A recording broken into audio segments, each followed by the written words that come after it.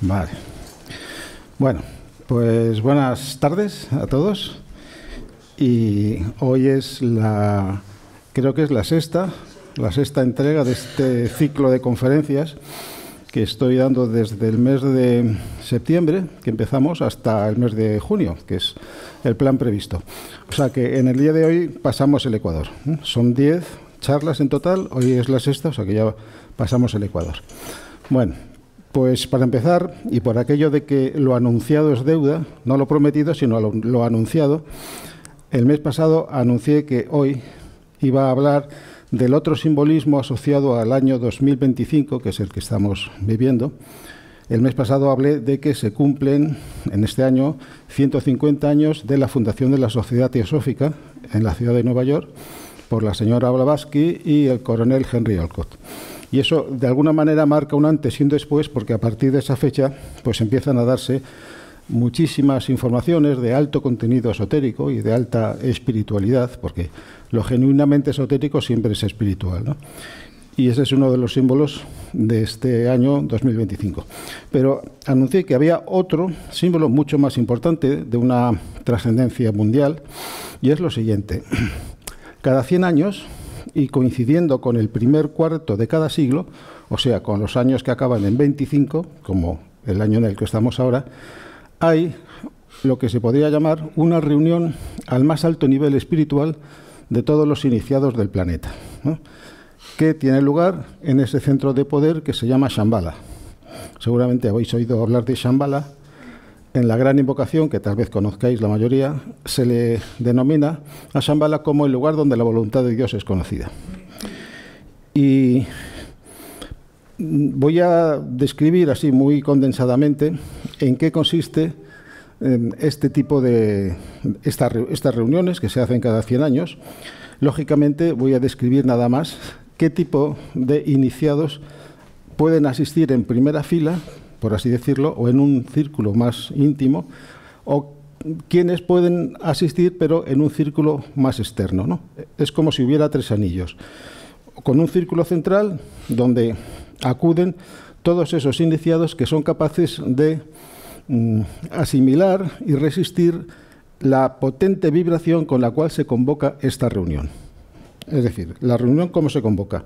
Bueno, pues se convoca emitiendo un sonido de poder extraordinariamente lleno de matices, ¿no?, de tal manera que aquellos iniciados, que los vamos a llamar maestros liberados, los maestros liberados son los únicos que pueden captar la integridad de esa vibración, que es como el llamado o la convocatoria a esa reunión.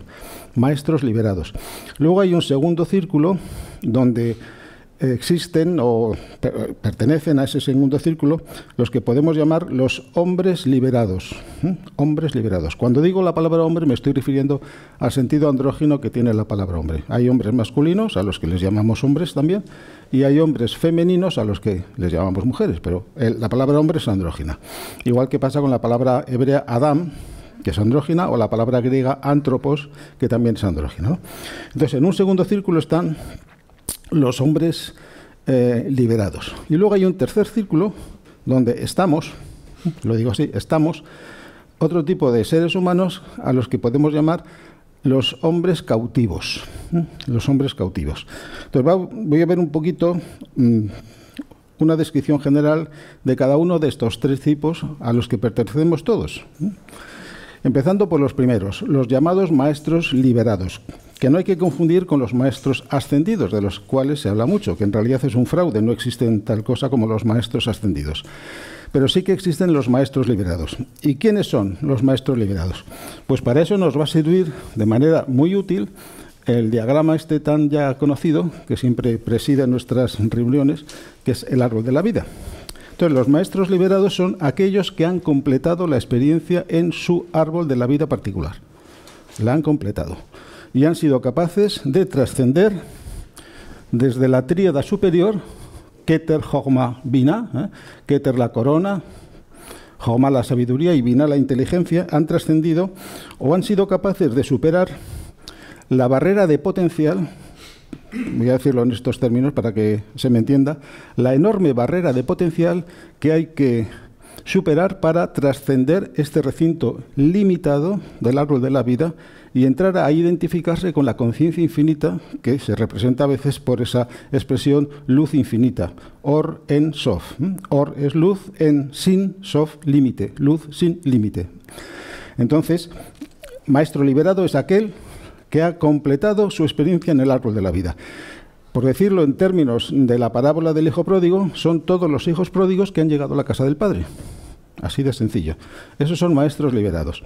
Luego está en ese segundo anillo los hombres liberados, pero que todavía no son maestros liberados. ¿Quiénes son estos hombres liberados?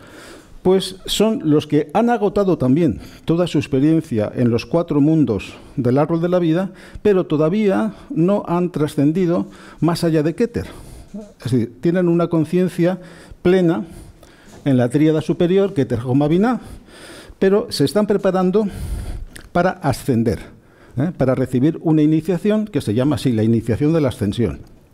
Y quizá os interese saber que para pasar y recibir esa iniciación hay que superar lo que en los evangelios se llaman las 3 tentaciones del desierto, sobre lo que no me voy a extender, simplemente lo menciono. Es decir, para adquirir la energía suficiente de tal manera que se pueda ascender y pasar del recinto limitado del árbol de la vida a esa conciencia infinita que representa la luz infinita, hay que superar 3 pruebas extraordinariamente exigentes, que de manera simbólica se representan en los evangelios como las 3 tentaciones del desierto. La primera, la de convertir las piedras en pan; la segunda, subirse al tejado del templo y arrojarse sin ningún problema porque los ángeles van a venir a ayudarte; y la tercera y última es cuando el tentador, que es una figura mítica, obviamente, lleva a Jesús, o el Cristo, vamos a utilizar cualquiera de los 2 nombres, a la cima de una montaña y le dice: ¿ves todos estos reinos que se despliegan ante ti? Bueno, pues todos te los daré si te postras ante mí y me adoras. Esta es la última tentación que hay que superar. Entonces, cuando se superan esas 3 tentaciones, se adquiere la energía suficiente como para, lo digo entre comillas, levitar. Levitar, porque hasta entonces todo el proceso iniciático ha consistido simbólicamente en subir a 3 montañas. La primera montaña a la que hay que subir es la montaña de la transfiguración, el monte Tabor o el monte Hermón, de cualquiera de las 2 maneras se le puede llamar. La segunda montaña a la que hay que subir es el monte Gólgota, el monte del Calvario. Y la tercera y última es la montaña o el monte de los Olivos. Son denominaciones simbólicas, aunque geográficamente existen estas montañas. Pero son, obviamente, denominaciones simbólicas, porque subir a una montaña es elevar mi nivel de conciencia y desapegarme de las limitaciones que hay en el mundo material, en el mundo del valle. Pero ¿qué ocurre? Cuando se llega a la tercera y última cima, el paso siguiente ya es de tal naturaleza que yo no tengo tierra firme sobre la que pisar. Cuando estoy subiendo una montaña, estoy pisando sobre tierra firme. Pero cuando subo a la última montaña, si quiero seguir ascendiendo, tengo que levitar, ascender. Entonces no es lo mismo apoyarme en una tierra firme para llegar a la cumbre de una montaña que simplemente levitar. Entonces esa iniciación, que se llama así, la iniciación de la ascensión, pues implica una levitación espiritual, que no hay que confundirlo con una levitación material, ¿no? No es que alguien se levante del suelo, no. Es superar una barrera de potencial que separa este recinto limitado, que le llamamos así, el árbol de la vida. También se le puede asimilar al Gan Eden. Gan Eden es el jardín del Edén, ¿no? Entonces, cuando se superan esas 3 pruebas, pues se asciende. Bueno, pues entonces hemos dicho, los maestros liberados son aquellos que han pasado esas 3 pruebas, que han ascendido. Y repito, no confundir maestros liberados con maestros ascendidos. No existe tal cosa como los maestros ascendidos. Luego, los hombres liberados. Hombres liberados son los que han agotado también la experiencia en el árbol, en todo este paisaje simbólico que está ahí, pero todavía no han superado esas 3 pruebas o están en camino de superarlas, preparándose para recibir esa iniciación, que se llama así, la iniciación de la ascensión. Y luego, en el tercer anillo, estamos todos los demás, los hombres que podemos llamar cautivos. Pero aquí hay que hacer una diferencia, porque hay 3 tipos de hombres cautivos. Primero, los que se encuentran en un nivel más bajo de evolución son aquellos hombres que están cautivos y son inconscientes de su cautiverio. O viven más o menos a gusto en ese estado de cautiverio, porque todavía no han experimentado la necesidad de romper las fronteras o los límites dentro de los cuales su vida se desarrolla. Pero luego llega un momento en que esas personas son conscientes de que están limitadas. Es mentalmente, no estoy hablando de un cautiverio físico, sino de que su mente es un poco algo parecido a una prisión. Entonces tienen que empezar a buscar salidas de ese laberinto mental. Entonces son ese momento en la vida de todo ser humano en que empieza a experimentar lo que se le puede llamar la crisis de reorientación. Crisis de reorientación. Durante mucho tiempo hemos estado orientados a valores mundanos y llega un momento en que empezamos a reorientarnos a otro mundo de valores. Vamos a llamarles espirituales. Y luego, finalmente, está otro tipo de hombres cautivos, pero que ya están camino de la liberación, que son todos aquellos que se han estabilizado en el sendero de retorno. Entonces, un poco ese es el panorama de qué tipos de personas o en qué categorías nos podemos encuadrar todos nosotros. Entonces, volviendo al tema de esta reunión magna de altos iniciados que tiene lugar en Shambhala, digamos que hay 3 barreras protectoras que separan cada una de esas 3 categorías de seres humanos. Entre los maestros liberados y los hombres liberados hay una barrera que retiene las energías que no pueden ser asimiladas por quienes están en el segundo anillo, ¿no?, en los hombres liberados, porque serían incapaces de asimilarla. Entonces, esas energías que solamente pueden ser asimiladas adecuadamente por los maestros liberados quedan retenidas en ese primer círculo. Luego hay un segundo círculo donde pasan todas las energías que sí que pueden ser asimiladas correctamente por los hombres liberados. Y luego hay un segundo filtro, por así decirlo, que retiene las energías que no pueden ser asimiladas por los hombres que todavía están en el cautiverio, en cualquiera de esas 3 fases del cautiverio a la que me he referido antes, ¿no? Los hombres cautivos inconscientes del cautiverio, los que están en plena crisis de reorientación, y luego quienes ya se han estabilizado en el sendero de retorno. Entonces, si os fijáis, esto está perfectamente simbolizado en el arco iris.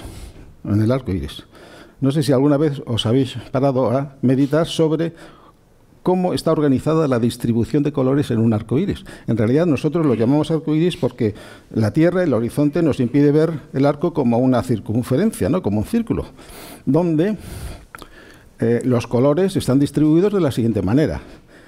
En el interior está el color violeta, luego sigue el color índigo, color azul, color verde, amarillo, naranja y rojo, ¿no? Ese es el orden. Y es interesante porque el orden es en el sentido de las frecuencias decrecientes. Es decir, en el anillo más interno está el color violeta, que es el de más alta frecuencia. Luego sigue el color índigo, que es un color difícil de percibir porque es un color intermedio entre el violeta y el azul marino, que se puede decir, o azul oscuro, porque hay una gama cromática, ¿no?, en cada uno de estos colores. Entonces, estos 2 colores de más alta frecuencia se corresponden simbólicamente con los maestros liberados, con quienes viven y residen en Shambhala, que se les puede llamar unidades de poder, es decir, seres humanos como nosotros, que han pasado por todo lo que nosotros estamos pasando y que son capaces de manejar esa energía que llamamos la energía del poder, porque previamente han controlado otras 2 energías, que son la energía del amor y la energía de la inteligencia, en este orden. Primero hay que controlar eso que llamamos la mente inteligente. Después hay que asimilar, controlar de manera correcta eso que llamamos la energía del amor, amor, sabiduría. Y solamente cuando hay este previo proceso de asimilar la energía de la inteligencia y la energía del amor, se está en condiciones de asimilar la energía del poder, que en una redundancia inevitable es la energía más poderosa. El poder es lo más poderoso, ¿no? Sin poder no se hace nada. Somos impotentes. La negación del poder da lugar a esa palabra, impotencia, ¿no? Entonces, en ese símbolo tan bello que es el arco iris, tenéis el color violeta e índigo, representa a los maestros liberados. El color azul y el verde, los 2 siguientes, representan a los hombres liberados, y luego los 3 últimos colores de más baja frecuencia amarillo, naranja y rojo, nos representan a todos nosotros, porque suponemos que todos nosotros todavía estamos en la condición de ser hombres cautivos, pero también seguramente todos estamos ya en el sendero que nos va a conducir a la liberación. Bueno, pues eso es un poco la descripción que quería haceros en relación a esta reunión, en la cual, ¿qué se hace? Bueno, pues se hace un diagnóstico absolutamente preciso de cuál es el estado evolutivo de la humanidad y se implementan o se elaboran los planes que se tienen que llevar a cabo en todos los sectores de la actividad humana para que el plan divino no se estanque, no retroceda, cosa que muchas veces pues ocurre, ¿no? Porque junto a este, podríamos llamarle, centro espiritual interesado en la evolución de los seres humanos, pues hay el centro que está interesado en lo contrario, ¿no? Pero de eso no vamos a hablar. Bueno, pues esto era lo que os anuncié el mes pasado sobre esta reunión que tiene lugar este año y que de alguna manera, nosotros que estamos en el anillo más externo, pues cada uno en su medida de sensibilidad a impactos de energía que se van a ir manifestando en todos los sectores de la actividad humana, pues iremos viendo el efecto de estas energías que se van a proyectar o a inyectar en todo el aura de la humanidad. Bueno, pues eso es lo que quería deciros. Y vamos a entrar ahora al tema de la charla de hoy, que es un tema muy interesante. Hoy va a ser una charla muy cálida porque vamos a hablar del fuego. Del fuego. Pues el título de la charla es Los misterios del fuego y cómo el fuego organiza los senderos del árbol de la vida. Decía, la palabra fuego, de todas las palabras que hay en el diccionario, de cualquier lengua más o menos evolucionada, es la que mejor hubiera servido para designar a lo mismo que nosotros designamos con la palabra electricidad. Electricidad. Porque sabéis que la palabra electricidad viene del griego electrón, no sé cómo se pronuncia, o electrón, que significa ámbar. ¿Por qué? Porque los primeros fenómenos de tipo electrostático se remontan, los primeros fenómenos observados, se remontan ni más ni menos que a Tales de Mileto, que observó cómo, frotando una pieza de ámbar sobre una pieza de lana, pues el ámbar adquiría unas propiedades que le hacían absorber o atraer determinadas partículas muy ligeras, como polvo o cualquier cosita que pesara muy poco. ¿Por qué? Bueno, pues porque la lana pierde electrones con mucha facilidad, el ámbar absorbe electrones con mucha facilidad y entonces se convierte en un conductor con una polaridad negativa. Bueno, y luego pasaron pues casi 1000 años, hasta el siglo XVI, donde un médico inglés, filósofo de la naturaleza, porque a lo que hoy llamamos científicos entonces se les llamaba filósofos naturales, de nombre William Gilbert, un pionero en el estudio de los fenómenos electrostáticos y magnéticos, pues introdujo ya de manera definitiva la palabra electricidad para designar a esos fenómenos de la naturaleza, ¿no? Que se les puede llamar fenómenos del fuego, porque el fuego es electricidad. Cuando vemos fuego, ¿qué estamos viendo? Pues estamos viendo una reacción de oxidación masiva, masiva. Y las llamas que están presentes en todo fuego, pues son la incandescencia de todas las partículas que se están combustiendo, ¿no? Y luego el humo es cuando esas partículas incandescentes pierden energía y ya no emiten luz, pues se convierten en eso que nosotros llamamos humo, ¿no? Más o menos blanco, más o menos negruzco, según la pureza o impureza del material que se está quemando. Entonces, es interesante cómo tanto en el fuego como en la electricidad está presente el número 3, del que vamos a hablar de una manera muy abundante a lo largo de la charla. Empezando por el fuego. Para que haya fuego se necesitan 3 cosas, que son el combustible, es decir, algo que se queme, el comburente, que es eso que inicia el proceso de la combustión, y un tercer factor que es la energía. Porque ahora, imaginaos, todos estamos aquí y hay cantidad de cosas que son combustibles, ¿no? Empezando por nuestros cuerpos, los objetos que hay aquí, todo es combustible. Y el oxígeno, que es el comburente, está en la atmósfera. Si no hubiera oxígeno no podríamos respirar. ¿Y por qué no está todo en llamas? Bueno, pues porque el nivel de energía o de temperatura que hay aquí pues impide que entren en combustión espontánea todos los objetos que son potencialmente combustibles. Entonces, fijaos que se requieren los 3 factores para que haya una combustión, para que haya fuego que nosotros podamos percibir. Combustible, comburente, el comburente es el oxígeno, obviamente, y la energía. En ausencia de energía no hay combustión. Y si la energía no supera un cierto umbral, tampoco hay combustión. Solamente cuando la energía calórica, por así decirlo, medida por la temperatura, supera un cierto umbral, pues entonces empieza la combustión. Bueno, ahora vamos a la electricidad. Está presente el número 3 también, de manera evidente. ¿Por qué? Porque un átomo se compone de cargas positivas que están localizadas en el núcleo del átomo, como sabéis, en los protones, y luego cargas negativas que están localizadas en la periferia del átomo, en los electrones, y luego en los núcleos hay cargas neutras, o sea, partículas que no tienen carga eléctrica, que son los neutrones. Es decir, en la electricidad hay 3 estados. El estado de electricidad positiva, propio de los electrones, de los protones, electricidad negativa en los electrones periféricos y electricidad neutra. El átomo en su conjunto, cuando existen las mismas cargas positivas y negativas, pues la carga neta es 0. Electricidad neutra. Bueno, pues el número 3 está presente también en algo que tiene un simbolismo muy interesante, que es: todos nosotros estamos constituidos nada más que por 3 partículas. Ahora vamos a tener 5 minutos de divulgación de física de partículas. Muy sencillo. Todos nosotros, y no solamente nosotros, sino todos los objetos que podemos percibir, están constituidos nada más que por 3 partículas, que son, voy a escribirlas para que nos quede claro, los electrones. Todos los átomos tienen electrones en su periferia. Todo lo que existe está formado por átomos, moléculas más sencillas, más complejas, pero todo está formado por átomos, moléculas sencillas o complejas, absolutamente todo, ¿no? Entonces, tenemos electrones. Y luego, no sé si habéis oído hablar de los llamados quarks. ¿Qué son los quarks? Los quarks son las partículas elementales que están dentro del núcleo y que configuran los protones y los neutrones. Lo voy a poner aquí debajo. Un protón que tiene carga positiva está formado por 2 quarks de tipo U y un quark de tipo D.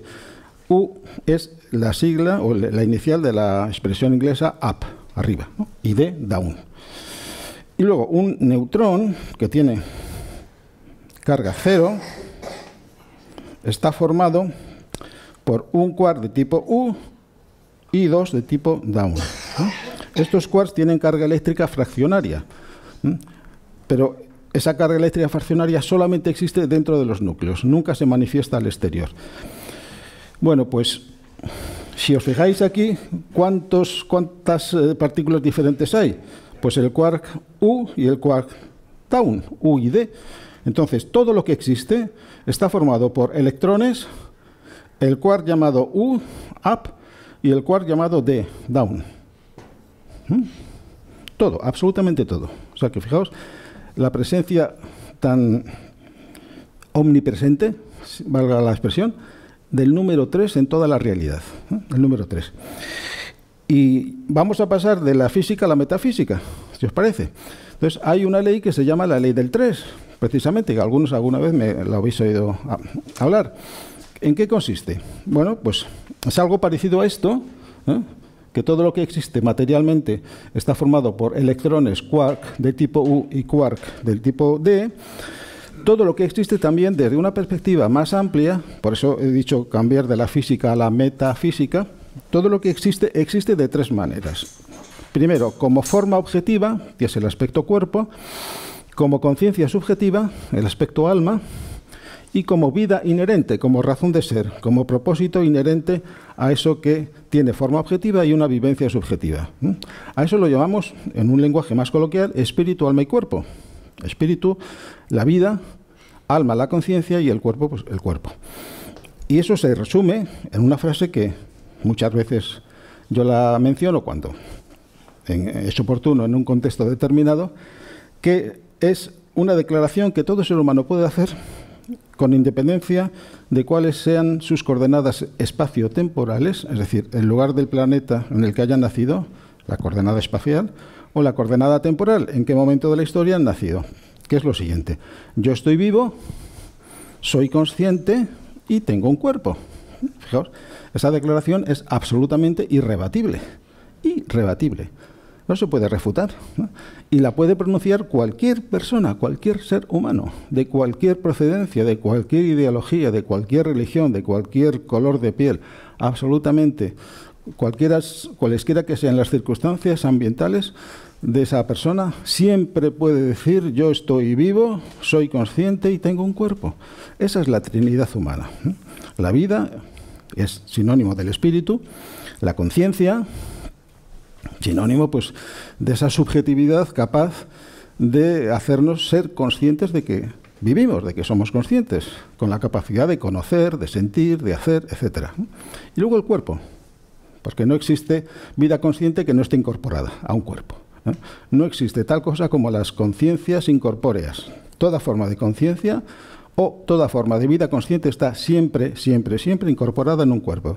Ese cuerpo puede ser tan material como los cuerpos que tenemos nosotros, o puede ser un cuerpo de energía muy, muy sutil, pero material, ¿no? Porque materia y energía ya sabemos que son términos equivalentes. Bueno, entonces tenemos la vida, la conciencia y el cuerpo. Vida, conciencia y cuerpo. Y pasando ya al campo lingüístico que nos interesa, sobre todo, que es la lengua hebrea, hay 3 palabras que recogen perfectamente estas 3 cualidades, con algún matiz que ahora vamos a ver. En relación al espíritu, no hay una palabra específica en hebreo para designar eso que nosotros llamamos el espíritu, pero sí que hay una palabra, que es la palabra ruach. Voy a limpiar un poco esto. Ruach, que seguramente os suena a la mayoría, que significa literalmente viento. Ruach significa viento. Entonces, voy a poner primero en letras latinas viento, viento, viento. Esto en hebreo se escribe así: una resh, una vav y una het. Ruach. Esto es lo mismo que espíritu.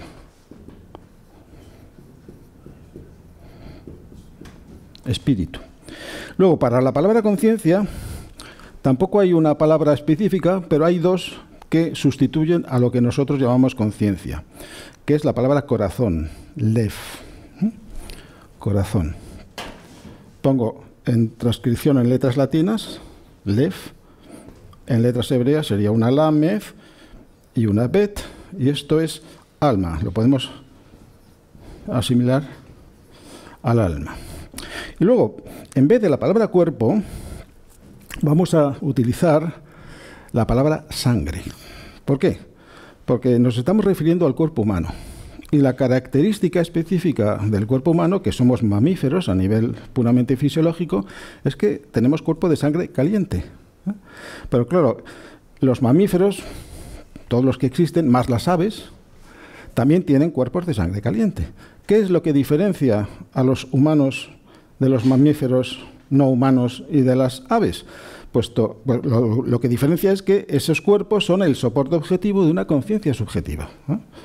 Una conciencia individualizada, que es consciente de ser consciente. Eso es prerrogativa exclusiva de los humanos. Entonces, la palabra que vamos a utilizar en vez de la palabra cuerpo es la palabra sangre. Y sangre en hebreo se dice dam. Dam en letras hebreas es una dalet y una mem final, mem sofit. Cuando una letra aparece al final de una palabra, en algunos casos se le dice así, sofit. Bueno, pues esto es la sangre. Entonces, fijaos, en vez de espíritu, bueno, además de espíritu voy a poner aliento, que es otra palabra interesante, aliento. ¿Y qué tienen en particular estas 3 palabras? Si meditáis un poco sobre ellas, vais a encontrar que hay una perfecta complementariedad en las 3. Repito las 3 palabras. Aliento, mediante el aliento, mediante la respiración, yo introduzco en los pulmones aire. Y luego tengo corazón, no lo he puesto aquí, lev, alma, corazón. Bueno, corazón. Entonces tengo el aliento que introduzco en los pulmones cuando inspiro. ese aliento, ¿dónde va a parar? A la sangre. El oxígeno va a parar a la sangre, que va a parar al corazón. Entonces tengo aliento, sangre, corazón. ¿Qué hace el corazón una vez que recibe sangre oxigenada proveniente de los pulmones? Pues la distribuye por todo el cuerpo. Y luego hay una sangre de retorno, pobre en oxígeno, rica en CO2, que es el producto del metabolismo celular, que vuelve al corazón. ¿Y el corazón qué hace? Pues impulsa esa sangre pobre en oxígeno a los pulmones para que incorpore oxígeno. Y vuelve, la sangre rica en oxígeno vuelve al corazón. Y eso ocurre durante toda la vida, durante el primer segundo de vida hasta el último segundo de vida. El corazón está haciendo esa tarea de recibir sangre oxigenada, distribuirla a todo el cuerpo, recibir sangre poco oxigenada, mandarla a los pulmones y otra vez de vuelta recibir sangre oxigenada. Y eso lo hace durante todo el tiempo que dure la vida. O sea, tenéis en cuenta aquí la enorme complementariedad que tienen esas tres palabras. Aliento, sangre, corazón. Bueno, pues ahora vamos a pasar a la primera palabra, vamos a considerar la primera palabra con la que empieza la Torá, ¿no? La primera palabra con la que empieza el primer libro de la Torá, que es el Bereshit. El primer capítulo y el primer versículo de la Torá empiezan por una palabra que es Bereshit.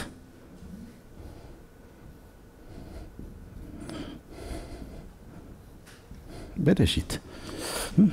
Esto es una letra. Bueno, voy a poner los signos vocálicos para que ayudaros a algunos que quizá todavía no domináis la lengua hebrea. Esto es una letra Bet, sonido de B, por eso el puntito que hay dentro significa que suena como B, no como V. Esto es la letra Resh, que suena como R. Estos dos puntitos en horizontal se llama Tsere. Bueno, estos dos puntitos en vertical se llaman Sheva y dan lugar a un sonido de muy, muy, muy breve. Aquí tengo dos puntitos en horizontal, eso se llama Sere, que da lugar a un sonido de E, un poquito larga, la E. La letra Aleph es una consonante muda, no tiene sonido vocálico propio. Y luego tengo la letra Shin, y yo sé que se pronuncia Shin porque en la rama de la derecha hay un puntito arriba. Si el puntito estuviera aquí en la rama de la izquierda, ya no sería Shin, sería S. Pero es Shin. Y luego, este puntito debajo de la Shin da lugar al sonido vocálico de la I, se llama Hirek. Ahí está la letra Yod, que no se pronuncia, es una letra auxiliar. Y finalmente la letra Taf. Bueno, Bereshit. Bereshit, que se traduce como en un principio, no en el principio.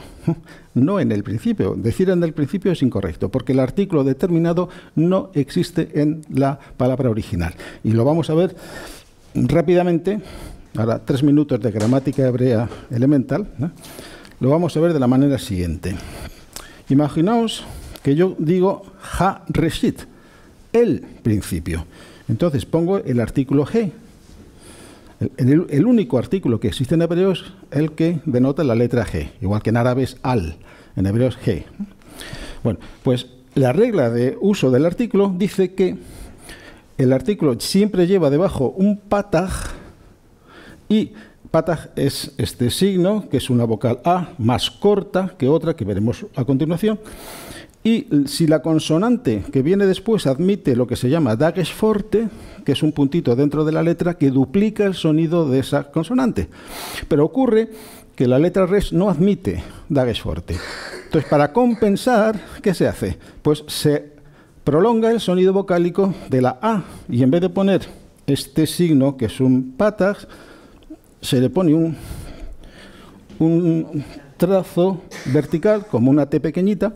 Eso ahora se llama kametz, que es una A un poquito más larga, para compensar, ¿no? Porque en el hebreo funciona mucho la ley de las compensaciones. Entonces, esto sería, o se leería, Ha Reshit, el principio, con el artículo, Ha Reshit. Pero yo quiero poner delante la preposición inseparable bet, que significa en o con. En o con. Y la bet, como preposición inseparable, siempre lleva un sheva debajo. un sheva debajo. Pero esta construcción el hebreo no lo admite. ¿Qué ocurre? ¿Qué es lo que no admite? Que haya una preposición inseparable delante del artículo. Entonces, la solución es que el artículo desaparece, pero traslada su vocal a la preposición, con lo cual tendríamos la expresión, voy a ponerlo aquí debajo, Bereshit.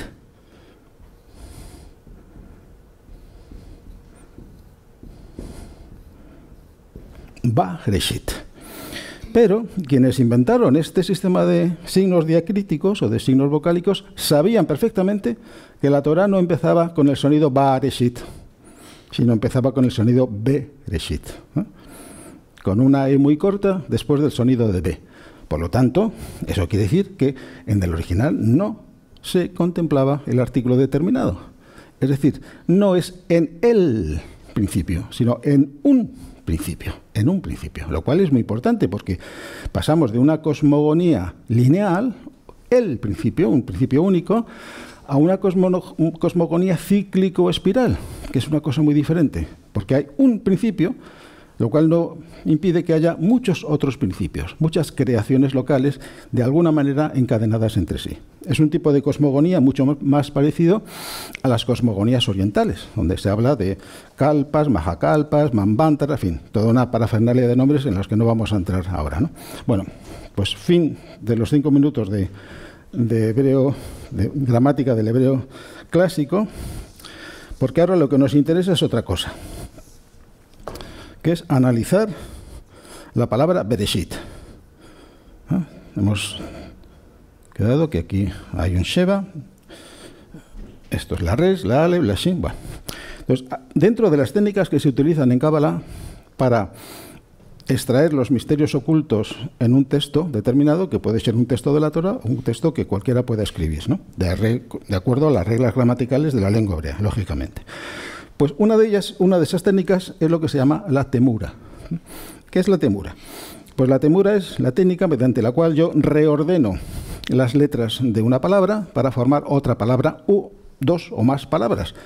Entonces, lo que voy a hacer aquí es coger la primera y la segunda letra y la quinta y la sexta, porque hay 6 letras, cojo las 2 primeras, entonces tengo una Bet, una Resh, y cojo las 2 últimas. Y tengo una Yod y una Taf. Y esto es una palabra, Brit, no Brit, sino Berit, con un sonido de muy corto, Berit, que significa pacto, alianza, pacto, alianza. ¿Y qué me queda en el corazón mismo de la palabra? Bereshit, pues me queda una Alef y una Shin. Y Alef Shin significa fuego. Esh. Esto es una Alef. Los 2 puntitos en horizontal debajo es el sonido vocálico de la E, y la letra Shin con el punto en la rama de la derecha es el sonido Sh, que es un sonido onomatopéyico, ¿no? Shh, es como el crepitar de un fuego de campamento, ¿no? O de una chimenea que hayáis visto alguna vez. Se produce un sonido parecido, ¿no? A ese shh. Entonces, esto es esh, Brit esh. Es decir, la Biblia empieza con un pacto de fuego. Con un pacto de fuego. Y en un pacto, ¿qué hay? Siempre hay 3 elementos. Porque Berit también es una palabra que tiene unas connotaciones de unión polar. Es una palabra matrimonial, porque implica la unión de 2 polos opuestos y complementarios. Y eso está presente en el concepto de pacto. Yo pacto con alguien, yo y la otra persona que pacta conmigo, y pactamos algo, lo que sea. 3 elementos. En todo pacto hay 3 elementos. Las partes intervinientes y aquello que ha sido pactado. Otra vez volvemos a la Trinidad. Berit es pacto de fuego. Bueno, y aquí viene la conexión entre lo que habíamos dicho antes, ya luego, bueno, está aquí, entre los 3 aspectos del ser humano, que es el aspecto espíritu, yo estoy vivo, el ruach, es el símbolo del aspecto espíritu. Soy consciente, el corazón, lev, alma, corazón, y tengo un cuerpo. Y hemos dicho antes que para designar al cuerpo humano utilizamos la palabra sangre, porque el cuerpo humano es un cuerpo de sangre caliente que además soporta una conciencia subjetiva, cosa que no ocurre con los demás seres vivos que también tienen cuerpos de sangre caliente, pero no tienen conciencia como la nuestra, ¿no? Bueno, entonces ahora digo una cosa y luego la vamos a demostrar, que es lo siguiente. En esta expresión está contenida una información extraordinaria. ¿Cuál es esa información? Bueno, pues está contenida la información de los 3 fuegos que constituyen al ser humano. Todos nosotros estamos constituidos por 3 fuegos. ¿Cuáles son esos 3 fuegos? Pues ya lo tenemos aquí. El fuego del espíritu, el fuego de Ruach, el fuego del corazón, del Lev, y el fuego de la sangre, el fuego de Dam. Todo ser humano, absolutamente todo, está constituido por 3 fuegos. Lo repito, el fuego del espíritu, de Ruach, el fuego del alma o del corazón, del Lev, y el fuego del cuerpo o el fuego de la sangre. Bueno, pues en la palabra Brit están contenidas esos 3 fuegos, de la siguiente manera. Si yo quiero mencionar 3 cosas, 1, 2 y 3, que comparten una cualidad común, lo puedo hacer de 2 maneras. Puedo hacer cualidad de 1, cualidad de 2 y cualidad de 3. Esa es la manera extensa, ¿no?, de designar que esos 3 elementos, que los llamo así genéricamente, 1, 2 y 3, todos ellos participan de la misma cualidad. Pero puedo decirlo de manera mucho más condensada, de la siguiente manera: cualidad de 1 y de 2 y de 3. Eso se entiende, ¿verdad? Cualidad de 1, y ya no necesito repetir esa cualidad, sino que digo la cualidad de 1 y de 2 y de 3. ¿De acuerdo? ¿Cuál es la cualidad común? El fuego. ¿Cuáles son esos 3 elementos? Pues los que hemos visto antes: el aliento, el corazón y la sangre. Entonces, yo voy a escribir, como la pizarra es tan pequeñita, yo hubiera necesitado un pizarrón muchísimo más largo para que me cupiera todo, pero bueno, vamos a borrar esto.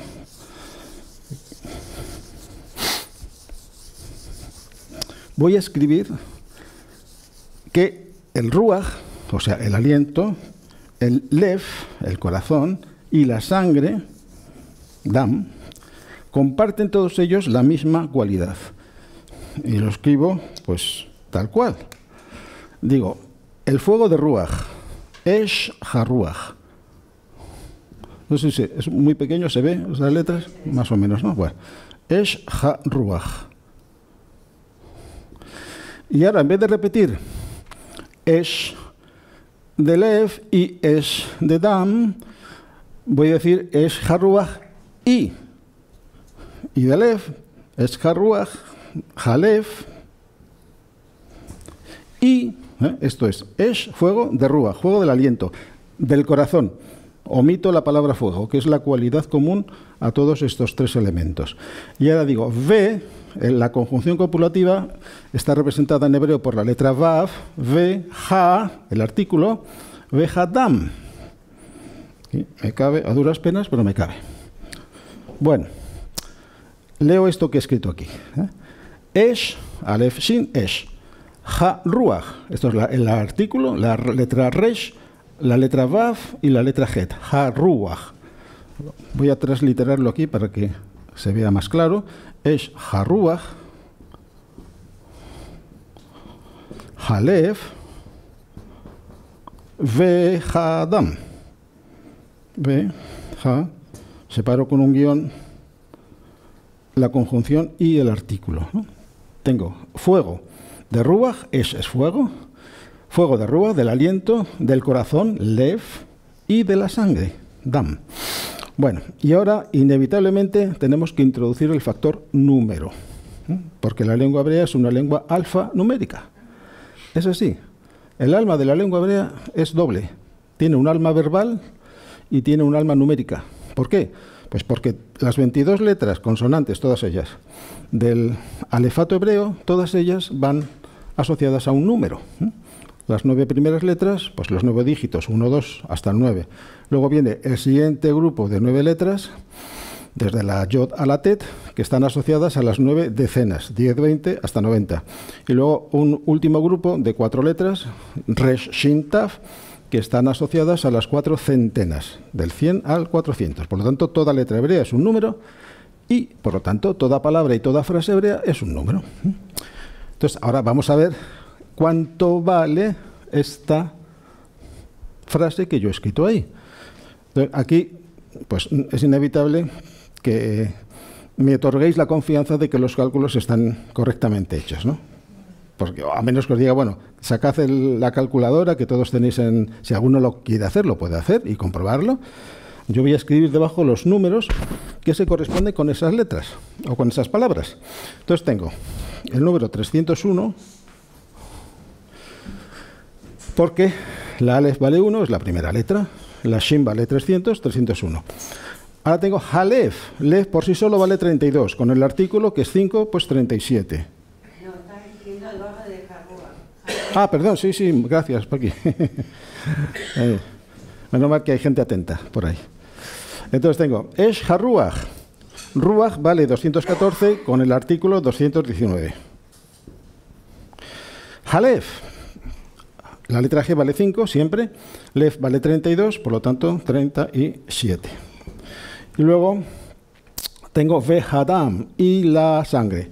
Pues la Va vale 6, la G 5, 11, la Dalet vale 4, 15, la Mem, Sofit, da igual que esté al final o dentro de la palabra o al principio, vale 40.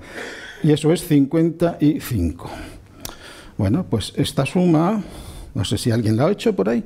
¿Alguien ha hecho la suma o quiere hacerla? Bueno, lo vamos a hacer, ¿eh? Lo vamos a hacer entre todos. 5 más 7, 12, más 9, 21, más 1, 2. 2, un poquito más. Eso. Y no me llevo nada, ¿no? 5 más 7, o sí, 5 y 7, 12, 21, 22, me llevo 2. 2 más 5, 7, más 3, 10, más 1, 11, y 0, 11, y me llevo 1, y ese 1 va con el 2, 3, y con el 3, 6. 612. Bueno, y ahora vamos a recordar la frase que hemos escrito antes, Berit Esh. Berit Esh, pacto de fuego.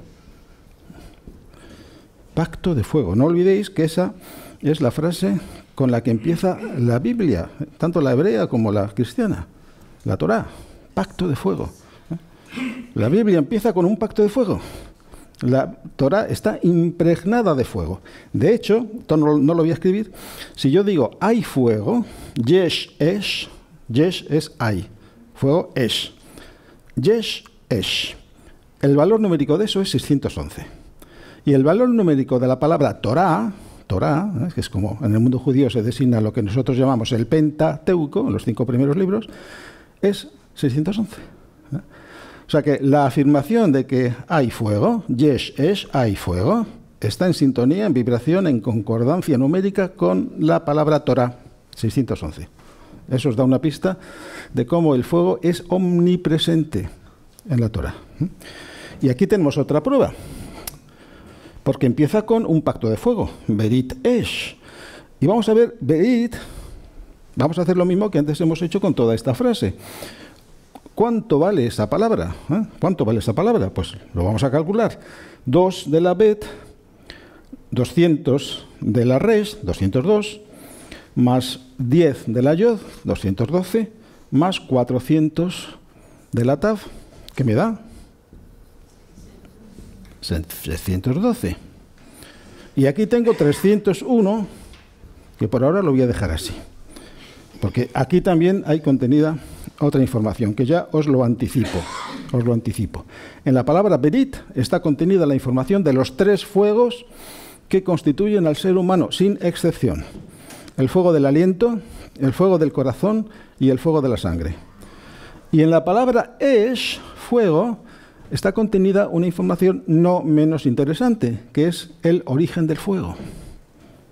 En la palabra Esh está contenida la información que me dice cuál es el origen del fuego. Eso lo veremos luego. ¿Qué es lo que he hallado? Pues he hallado que en la propia palabra Brit, pacto, están ya incluidos Los 3 fuegos. El fuego del aliento, ruach, el fuego del corazón, lev, y el fuego de la sangre. Eso es extraordinario.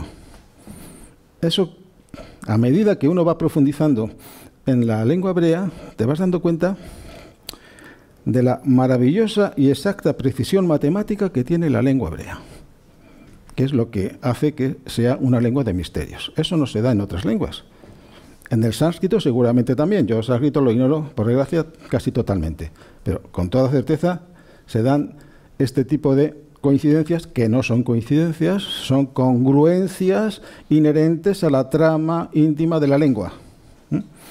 La lengua hebrea tiene una trama íntima de tipo matemático, con una precisión absolutamente impresionante. Bueno, y ahora vamos a ver Esh, la palabra fuego que he dicho antes, que contiene el secreto del origen del fuego. Y Esh vale 301. Y yo voy a escribir la siguiente frase. Procedente de la palabra. Procedente de la palabra. Lo voy a escribir y luego lo explico. Procedente de se escribe en hebreo de esta manera. Min, una mem y una nun, tal y como se escribe la letra nun a final de palabra, se llama nun sofit. Min hadabar. Bueno, aquí no me va a dar espacio. Vamos a ver dónde lo pongo. Bueno, voy a borrar. No da pena tener una pizarrita tan pequeña. Voy a poner aquí arriba. Min.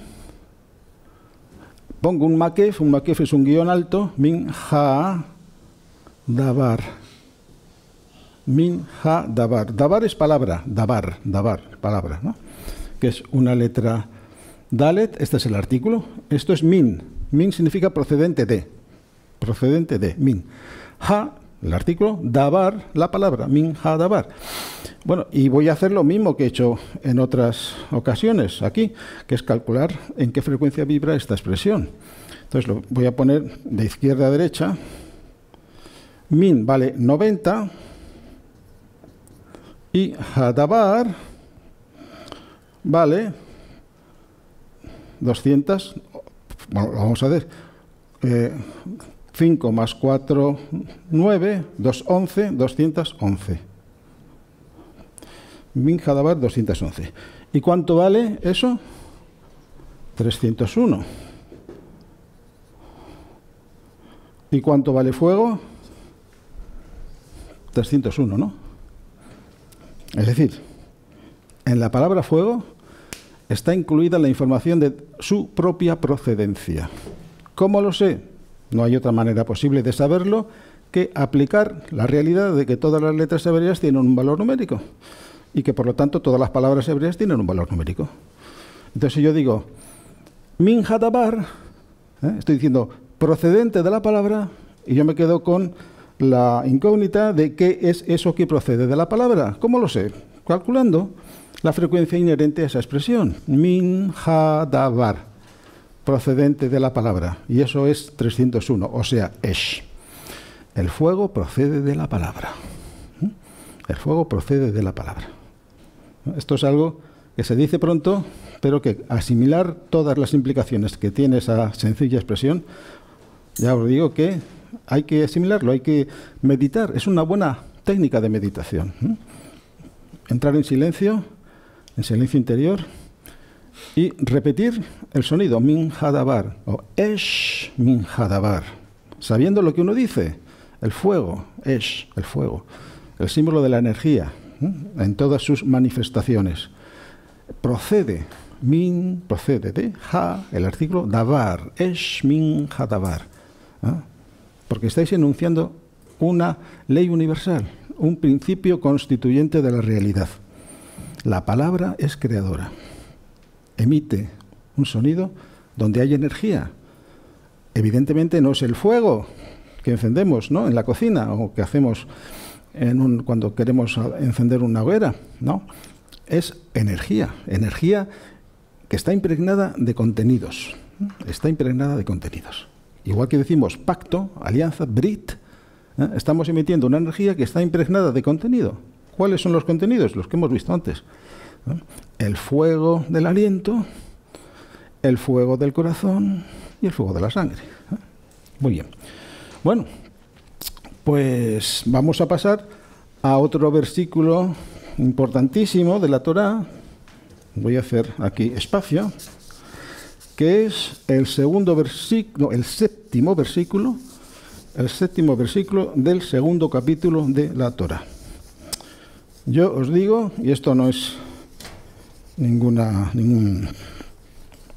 exageración, es una realidad vivida y experimentada por mí más de una vez, que cuando yo tengo un momento bajo, como todos los podemos tener, ¿no?, por lo que sea, pues te deprimes, pierdes energía, pierdes vitalidad, hay un remedio infalible para volver a ponerme a tono, que es leer Génesis 2.7. Génesis 2.7. Es tal la densidad de sabiduría, de conocimiento oculto que hay en ese versículo, el séptimo del segundo capítulo, que es un subidón. ¿Qué dice ese versículo? Bueno, pues lo voy a decir poco a poco. Empiezo en hebreo y cada vez que diga una palabra en hebreo, una frase, lo traduzco. Dice, Vayitzer Yahvé Elohim. Vayitzer. Y formó. Vayitzer y formó. De la raíz yatzar, que significa formar. Y formó. ¿Quién? Yahvé Elohim. Vamos a dejarlo ahí sin entrar a investigar en el misterio que hay en esas dos, los dos nombres de Dios más famosos, Yahvé Elohim. Vayitzer Yahvé Elohim. Y formó Yahvé Elohim. ¿Qué formó? Et ha'adam. Et es una partícula intraducible que introduce el complemento directo. Nada más. Et. Una alef y una taf. Et. ¿Y qué es lo que introduce? ¿Cuál es el complemento directo? Pues aquello que forma. Yahvé Elohim. Et ha'adam. Et ha'adam. Y formó Yahvé Elohim et ha'adam. ¿A partir de qué? Pues viene la continuación. Afar min ha'adama. Afar min ha'adama. Afar es polvo, vamos a decirlo así, arcilla, polvo, afar. Min, procedente de Adama. Adama es tierra, la tierra primordial, Adama. Afar min ha'adama. O sea, la frase completa es Vayetzer Yahvé Elohim et ha'adam afar min ha'adama. Es decir, y formó Yahvé Elohim a Adán procedente del polvo de la tierra. Es una frase que tiene una importancia extraordinaria porque nos está diciendo la manera en que fue construido, formado por esa potencia, por ese conjunto de fuerzas creadoras. Repito, no vamos a entrar ahora en la expresión Yahvé Elohim, que fueron las responsables de formar al Adán a partir del polvo de la tierra. ¿Y cuál es la materia prima? ¿Qué es lo que me interesa? La materia prima es afar. La materia prima a partir de la cual se construye el Adán es esa palabra, que la voy a escribir aquí, afar. Afar. Que se puede traducir como arcilla, polvo, como queráis. Y como hay que hacer siempre, cualquier investigador mínimamente sensato de los textos hebreos, lo primero que hace después de poner una palabra o una frase es calcular su valor numérico. Eso es impepinable. Bueno, pues afar, su valor numérico se calcula sumando los valores numéricos de las letras. La ayin, que es esta primera letra, vale 70. La P, aunque suena como F, porque lleva un elemento vocálico antes, afar, cuando la P lleva un elemento vocálico, pasa del sonido P a F. Afar, y la resh final. Entonces, es 70 más 80, 150, más 200 de la resh es 350. Es decir, la materia prima con la que se creó el Adán vibra en la frecuencia 350. Es un dato ya importante. Vibra en la frecuencia 350. Bueno, seguimos leyendo de este versículo, Génesis 2.7. Luego dice, Vayipach beapaf, que se traduce como e insufló en su nariz. Va, conjunción copulativa, y Vayipach, de la raíz nafaj. La letra nun se ha caído en esa forma verbal porque es una consonante llamada débil. Entonces, con mucha frecuencia se elide o cae, desaparece. ¿Qué significa nafaj? Que es muy interesante. Nafaj es la operación que hacemos con un fuelle cuando alimentamos un fuego, insuflar. ¿Qué hacemos cuando queremos alimentar un fuego que se va como desvaneciendo, ¿no? Pues cogemos un fuelle, ¿no? Inyectamos oxígeno, o sea, aire, inyectamos comburente. Hay combustible, hay temperatura, pero la temperatura va bajando. Para avivar el fuego, ¿qué hago? Le meto comburente, el oxígeno, ¿no? Bueno, pues eso es lo que significa la raíz nafaj. Es decir, quien escribió eso partía de la convicción de que aquello que estaba insuflando era un fuego que necesitaba ser alimentado. ¿Os dais cuenta? Aquello que está insuflando, vayipaj, e insufló, vayipaj. Quien escribió eso sabía que aquello en lo que estaba insuflando aire era un fuego que necesitaba ser alimentado, porque si no se apagaba. Vayipaj, ¿y por dónde lo insufló? Por la nariz, beapaf. ¿Cómo respiramos? Por la nariz. Y cada vez que respiramos, ¿qué hacemos? Estoy introduciendo fuego del aliento. ¿Que va a parar a dónde? Al fuego de la sangre. ¿Que va a parar a dónde? A su vez, al fuego del corazón. Porque ruach, lev, dam, ruach, aliento, lev, corazón, dam, forman una unidad. Una unidad. Se complementan perfectamente. Bueno, pues seguimos leyendo el versículo. Dice, vayipaj beapaf, e insufló en su nariz, y ahora viene la palabra más importante, que son dos, nishmat hayim. Nishmat hayim. ¿Qué es nishmat? Nishmat es el estado constructo de la palabra neshama. ¿Qué es neshama? El alma espiritual. ¿Y qué es hayim? La vida. Nishmat hayim. Nishmat hayim. Y luego voy a mencionar la parte final, no me voy a extender sobre ella, aunque daría lugar a toda una charla. Si nos fijáramos en la parte final del versículo, la voy a mencionar para que no quede incompleto, que es lo siguiente. Vayehi ha-Adam, y Adam se convirtió, lenefesh haya. Y Adam se convirtió, ahí aparece una letra lamed, que está como medio estorbando la frase. Luego veremos cómo se soluciona eso. Vayehi ha-Adam, y se convirtió Adán, yehi, del verbo haya, ser, vayehi, ¿quién? Ha-Adam, el Adam. Y el Adam se convirtió en ¿qué? En un alma viviente, es como se traduce. Nefesh haya, nefesh haya. Bueno, como os dije, esto no lo voy a desarrollar porque me llevaría mínimo una hora, sacar toda la información extraordinaria que hay en esa frase. Esa frase solamente se entiende cuando se lee al revés. Cuando se lee al revés. ¿Por qué? Bueno, pues así está configurada la lengua de misterios, que es la lengua hebrea. Se dice que toda la Torá está contenida en el corazón. ¿Por qué? Porque la Torá empieza con la letra Bet, Bereshit, Bet, y acaba con la letra Lamed, de Israel. Israel acaba en Lamed. La Bet y la Lamed por sí solas no forman palabra, pero si las leo al revés, forman la palabra Lev, que la hemos visto. Lev, Lamed, Bet, Lev. Entonces, toda la Torá está encerrada en el corazón. Pero fijaos que la palabra corazón la hemos detectado leyendo al revés. O sea, leyendo primero la última letra y después la primera. Eso es un guiño de quien los altos iniciados en los misterios espirituales, a menos que uno piense que la Torá la dictó directamente Yahvé a Moisés y tal, bueno, quien quiera creer en esa versión, pues está en su derecho a hacerlo. Quizá no es así, quizá ese texto sagrado que llamamos Torá pues fue elaborado de manera pormenorizada y minuciosa por un equipo de altos iniciados en los misterios humanos, que sabían que leyendo al revés determinados versículos, incluso determinados nombres, se extrae una información interesante. Y digo lo de determinados nombres porque la palabra Abraham solamente se entiende cuando se lee al revés. Desde el punto de vista etimológico, dentro de la etimología de la lengua hebrea, la palabra Abraham no tiene sentido. No es posible encontrar un origen etimológico para la palabra Abraham. Sí para la palabra Abram, que es como se llamaba Abram, el patriarca Abram, antes de que el propio Yahvé le cambiara el nombre. Igual que le cambió el nombre a su esposa Sarai, que era estéril.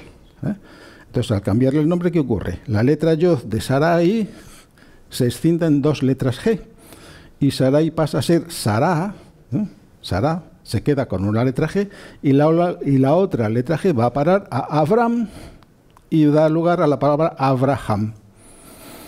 Pero Abraham sí que es perfectamente inteligible, porque es Af, padre, Aleph Bet, Af, Ram. Ram significa exaltado, padre exaltado. Pero Af, padre, Raham, no significa nada. No hay ninguna palabra en hebreo que se diga Raham. No hay. Por lo tanto, no se sabe padre de qué es Abraham. Pero la cosa se resuelve cuando lo leemos al revés. Entonces lo voy a escribir porque merece la pena.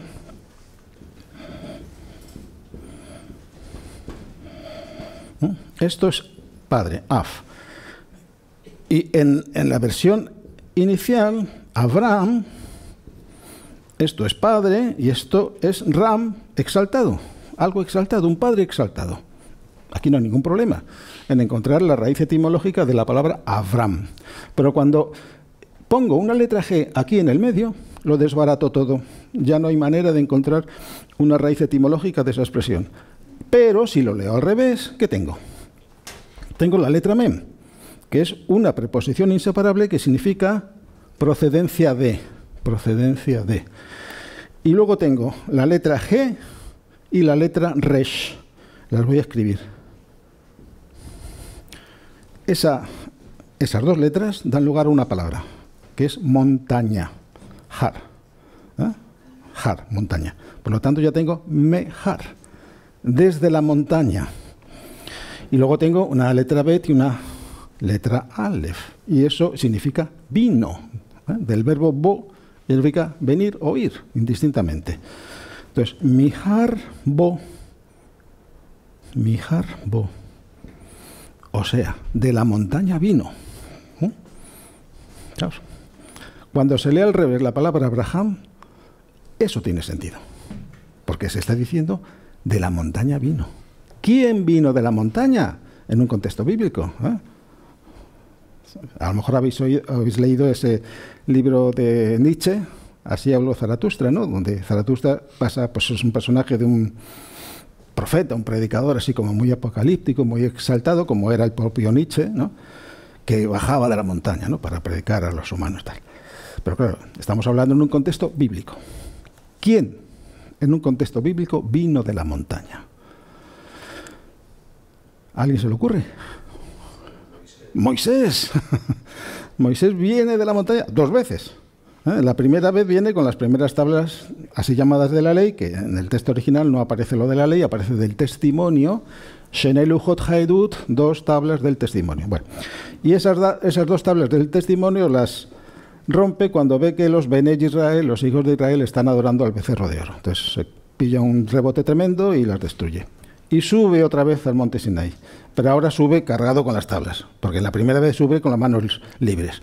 Porque las tablas se las da Dios, Yahvé, sea lo que sea esa palabra, y además es el propio Yahvé que con su propia mano escribe todo el contenido en las tablas, ¿no?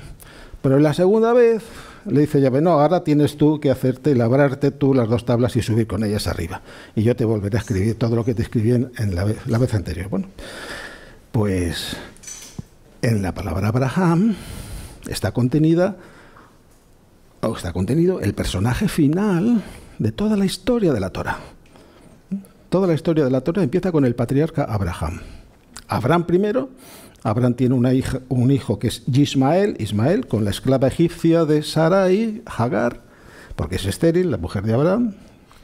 Y luego, cuando les cambia Dios el nombre a ambos, pues ya Sarai pasa a ser Sara y ya no es estéril. Y ahí tiene a Isaac, ¿no? Bueno, y ahí empieza toda la línea de los 2 patriarcas, 2 líneas de patriarcas. Una, la línea, vamos a decir, oficial, exotérica, que es Isaac, Jacob, Israel, ¿no? Abraham, Isaac, Jacob, que luego se le cambia el nombre por Israel, y luego la línea de los patriarcas ocultos, y esto lo ignora totalmente el judaísmo rabínico y talmúdico, lo niega, además, es que lo ignora, si no lo ignora, lo niega. Hay una línea oculta de patriarcas que empieza con Ismael, sigue con Esaf, los 2 malos de la película, dentro de la interpretación ortodoxa de la Biblia, de la Torá, Ismael e Isaf. Se continúa con Yosef, el hijo predilecto de Jacob, que acaba en Egipto, y culmina con Moisés. esto es otro tema para desarrollarlo también en otra posible charla. Pero bueno, vamos a quedarnos con esto que tengo aquí arriba. Esto ha sido una especie de excursión, ¿no?, para ilustraros cómo está justificado leer palabras o frases al revés. Porque venía a cuento, ahora ya me sitúo, venía a cuento de cómo acaba el versículo 7 del capítulo 2. Acaba de la siguiente manera. Lo vuelvo a decir. Vayehi Adam, y se convirtió Adam lenefesh haya. Y antes dije, esa partícula lamed está como estorbando bastante. Y para verlo otra vez, lo voy a volver a escribir. La frase entera es Vayehi, lo quito mal.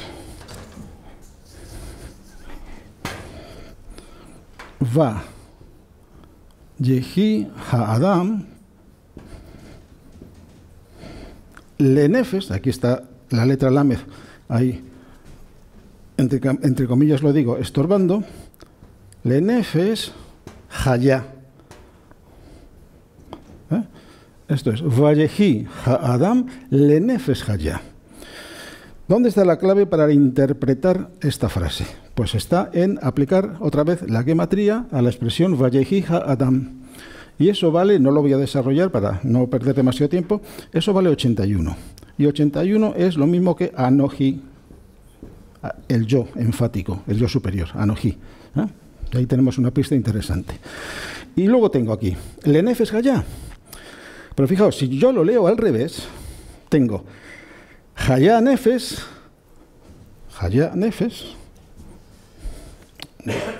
voy a ver cómo lo hago.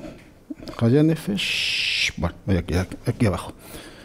O nefesh haya, mejor, pues el orden en que aparece siempre en los textos de la Torah. A ver si soy capaz de escribirlo horizontalmente. Nefesh haya leanoji. Ahora todo tiene sentido. Nefesh haya leanoji. ¿Qué es nefesh y qué es haya?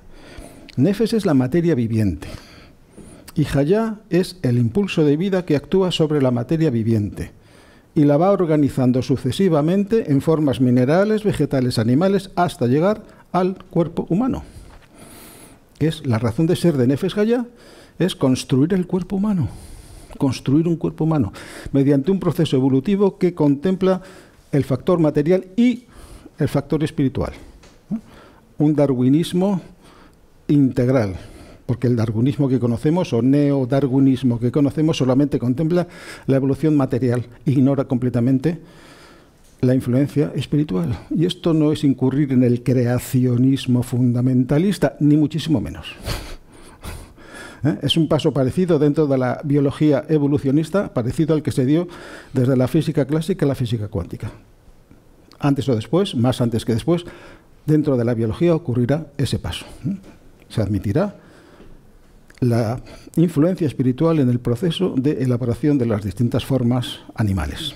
Bueno, animales, vegetales y minerales. Bueno, pues aquí lo tengo muy bien expresado. Nefesh haya, la parte material y la parte espiritual del proceso evolutivo conducen a ¿qué? Ahora la letra lamed tiene todo sentido, porque la letra lamed significa direccionalidad, además de pertenencia. En este caso es direccionalidad. Es decir, la interacción entre la nefesh y la haya va orientada a ¿qué? A que aparezca el anoji, el yo consciente. Fijaos, cobra sentido totalmente esa frase. Bueno, pues vamos a...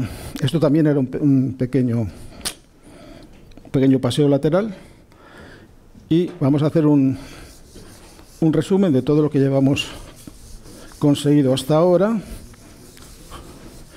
Hemos dicho, la materia prima para construir al ser humano es afar, que vale 350. Y luego la otra parte significativa de este versículo es Nishmat Hayim, que es lo que se introduce en las fosas nasales de Adán. Lo que se introduce, Nishmat Hayim, escrito así.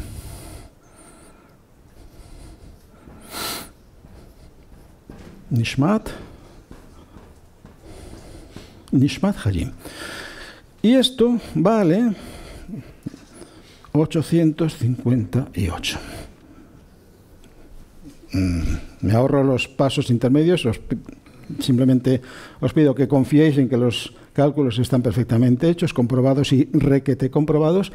Y el valor numérico de esta expresión, Nishmat Hayim, que recuerdo es alma de vida, es lo que se introduce en las fosas nasales de Adán mediante el verbo nafaj, que significa insuflar aire en un fuego para que el fuego siga ardiendo. Es decir, aquí está contenido el comburente, ese agente que hace que siga ardiendo el fuego de la materia. El fuego de la materia lo hemos llamado el fuego de la sangre, Esh Hadam. Y aquí está contenido lo que se introduce en el Adán de barro, Nishmat Hayim. Bueno, pues ahora vamos a hacer la correspondencia entre estos dos números, 350 y 858, y lo que ya sabemos de la triple constitución ígnea del ser humano. Triple constitución ígnea del ser humano. Porque hay fuego de la sangre, hay fuego del corazón y hay fuego del aliento. Está claro todo eso, ¿no? Hay fuego de la sangre, fuego del corazón y fuego del aliento. Entonces, vamos a empezar por el fuego de la sangre, por Esh Hadam.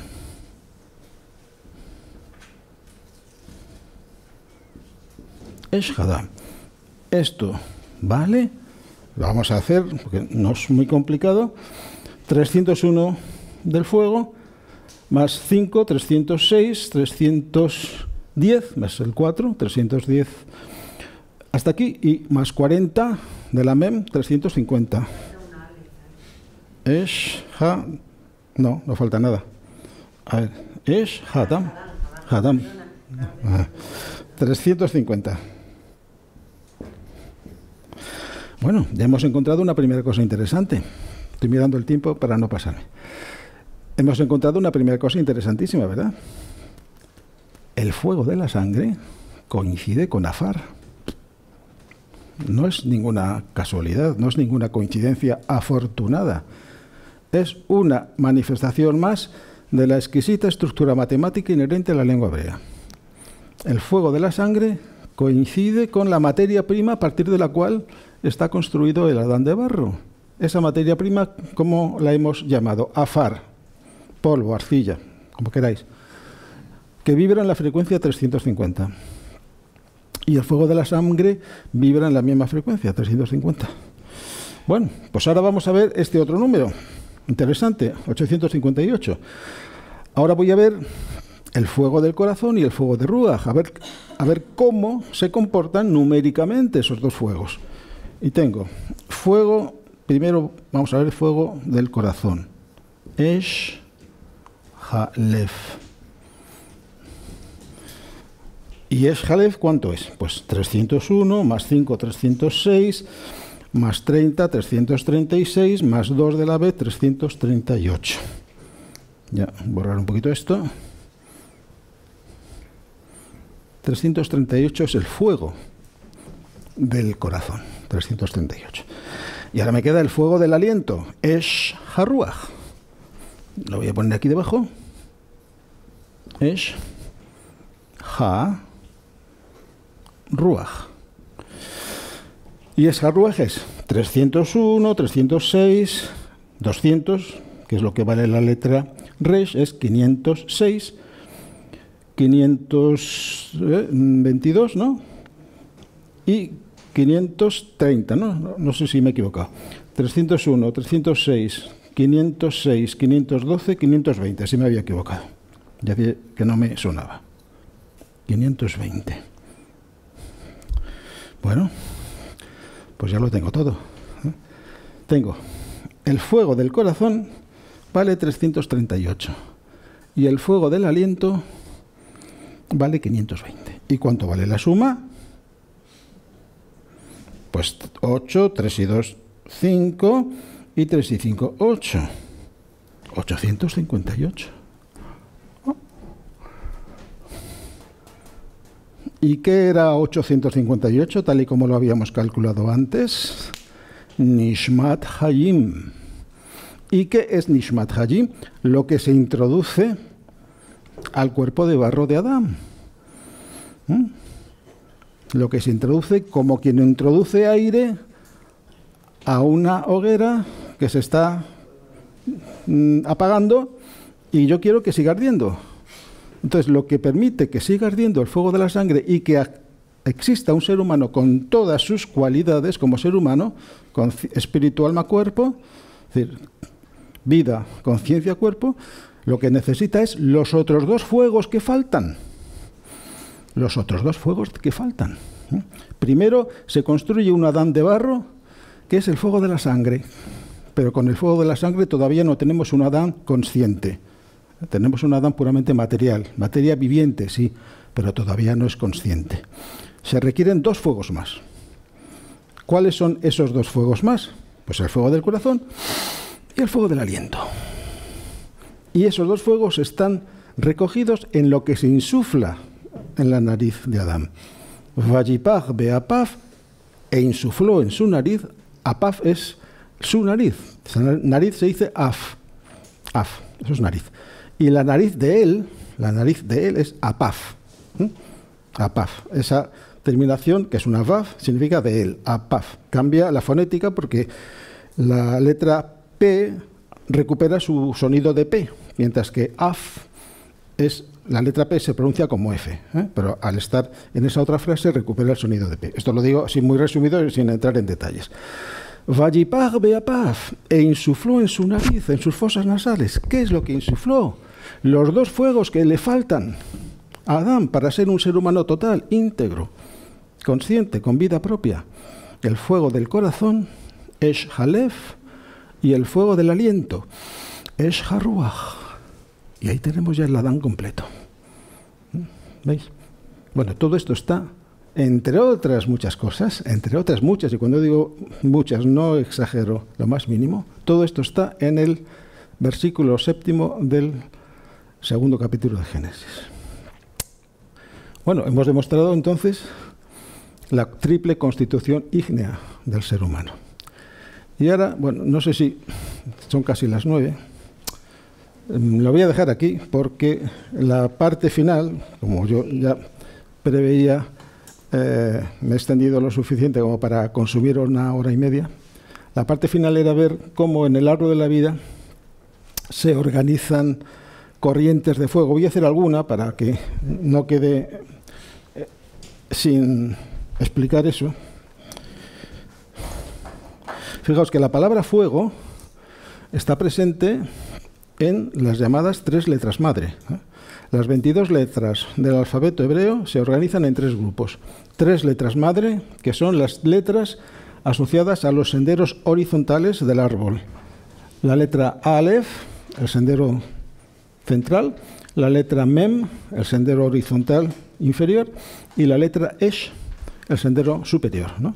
Entonces, con la Aleph y con la Esh, y con la Shin, perdón, con la Aleph y con la Shin se forma la palabra Esh, fuego, que es el principio espiritual masculino. Luego, con la Aleph y con la Mem formo la palabra Em, que es madre, o sea, el principio femenino, complementario del principio masculino. Y con la letra, antes he dicho palabra creo, con la letra Aleph y con la letra Mem formo la palabra Em, madre.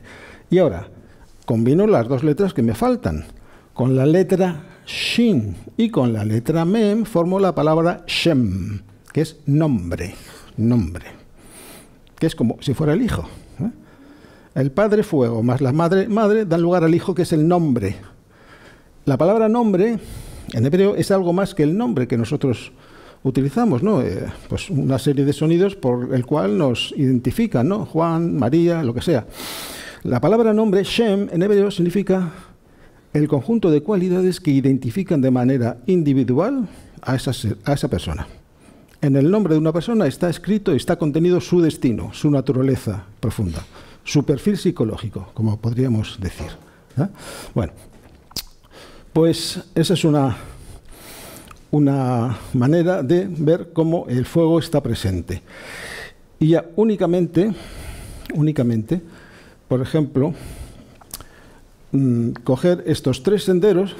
Esto ya lo dijimos con bastante detalle en una de las charlas, no sé si fue del mes de octubre o noviembre, da igual, que son estos 3 senderos que parten de las 3 tríadas, de las 3 sefirot de la tríada superior y que convergen en Tiferet, que es donde simbólicamente está el llamado lirio de 12 pétalos, o el cuerpo causal en otro tipo de tradiciones de espiritualidad.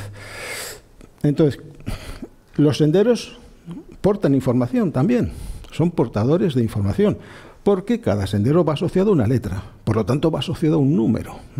En algunos casos la información está contenida en los números y en otros casos la información está contenida en las letras. Por ejemplo, aquí tengo 3 senderos que convergen en Tiferet. Aquí la información está contenida en los números asociados a las letras. Aquí tengo la letra Ayin, 70, tengo la letra Dalet, que es 4, 74, y la letra Tet, que es 9, 74 más 9, 83. Que es lo mismo que cuerpo testigo, porque estas 2 letras forman una palabra. La letra Ayin y la letra Dalet forman la palabra testigo, ed, testigo. ¿Quién es un testigo? Aquel que observa algo y describe lo que observa sin introducir ningún error, ninguna distorsión. Es la conciencia objetiva, la conciencia testigo. ¿Y qué es Tet? Ahí la información está contenida en el valor numérico de la letra Tet. Que fijaos una cosa, vale 9. Y aquí tengo Bet, que vale 2. Gimel, que vale 3. Y Dalet, que vale 4. 2 más 3 más 4 vale 9. Y resulta que estas 3 palabras, Bet, Gimel, Dalet, en ese orden forman la palabra Beged, que significa cuerpo. Cuerpo. Por lo tanto, eso hace alusión a un cuerpo testigo. ¿Qué es un cuerpo testigo? Pues ese cuerpo que dura todo el tiempo que dura la historia del alma y que es testigo, si queréis entre comillas, de todas y cada una de las personalidades del alma que se van sucediendo a lo largo de la historia. Ese cuerpo no es otro que el lirio de 12 pétalos, que no se muere después de una vida humana. Después de una vida humana, ¿qué mueren? ¿Qué cuerpos mueren? Pues el cuerpo físico, evidentemente, el único que le debemos a nuestros progenitores biológicos, y luego mueren los otros 3 cuerpos que son el producto de la actividad creadora del alma. El cuerpo etéreo, voy a intentar decir siempre etéreo en vez de etérico, porque etérico en realidad es un galicismo o un anglicismo, no es una palabra además que está recogida en el diccionario. La manera correcta de decir es etéreo, el cuerpo etéreo, de letras, ¿no? Entonces, mueren el cuerpo etéreo, el cuerpo astral y el cuerpo mental, que son producto de la actividad creadora del alma. Pero el cuerpo causal, que es la herramienta que tiene el alma para empezar su historia, continuarla hasta culminarla en la última vida, donde se acaba el ciclo de las vidas sucesivas, ese cuerpo no muere. Muere con la última vida, pero es una flor que nunca se marchita. Esto ya lo dijimos en alguna charla anterior. Es una flor que nunca se marchita. ¿Cómo muere? En una explosión de fuego. Otra vez volvemos al fuego. Se destruye porque en el centro mismo, en el corazón mismo de ese lirio hay una joya. A eso se refiere el mantra Om Mani Padme Hum, o la joya en el loto, ¿no? En el centro mismo del lirio hay una joya que entra en ignición cuando acaba el ciclo de las vidas sucesivas. Por eso es un lirio que nunca se marchita. Muere de la manera más gloriosa que se pueda imaginar, la muerte de una flor que se ha abierto dejando exhalar toda su gran capacidad de emitir olores, fragancias de lo más delicioso que uno se puede imaginar. No solamente olores, sino colores y sonidos armoniosos. Bueno, entonces estos 3 senderos significan eso, el cuerpo testigo, porque el cuerpo testigo está aquí, simbólicamente en Tiferet. Y luego tengo otros 3 senderos que nacen de Tiferet, que están asociados a la letra Yod, a la letra Samech y a la letra Resh. Y esas 3 letras forman una raíz. Aquí la información no está en los números, también, pero sobre todo están las letras, porque las 3 letras forman la raíz Yasar. Yasar significa educar, disciplinar, someter a benéfico control aquello en lo que o a lo que se refiere eso que está siendo disciplinado. ¿Y qué es lo que está siendo disciplinado? Las fuerzas inicialmente desorganizadas, mentales, aquí en Hod, astrales en Netzach, etéreas en Yesod, que luego influyen sobre el cuerpo físico, sobre el cerebro físico, simbólicamente situado en Malhut. Es decir, el cuerpo causal, que es la herramienta del alma, tiene como función organizar progresivamente a lo largo de todo un ciclo de vidas, simbólicamente 777 vidas, organizar esas tres fuerzas mentales, emocionales y etéreas, hasta conseguir que una personalidad del alma haya elevado su conciencia hasta identificarse totalmente con su fuente espiritual, con su Neshama. Bueno, se podrían decir muchas más cosas, pero veo que ya son las 9:05 y quiero que habléis un poco y que expreséis vuestras opiniones, vuestras preguntas o lo que queráis. Disponemos de un micro, no sé si está preparado, ¿sí? ¿Sí? Vale. Pues el que quiera hacer una pregunta, Dani le entrega el micro y así se oye la pregunta en la grabación.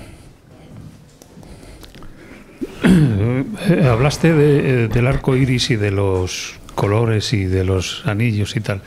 Yo recuerdo lo del rayo violeta. ¿Qué relación tenía con estos colores? Bueno, el rayo violeta, lo que pasa es que esa expresión tiene un problema, y es que se utiliza mucho en una escuela, bueno, esotérica o más bien pseudo, que es la llamada metafísica. No sé si esto suena a algunos, donde se habla de maestros ascendidos y se habla del rayo violeta, del maestro Saint Germain como avatar de la nueva era, en fin.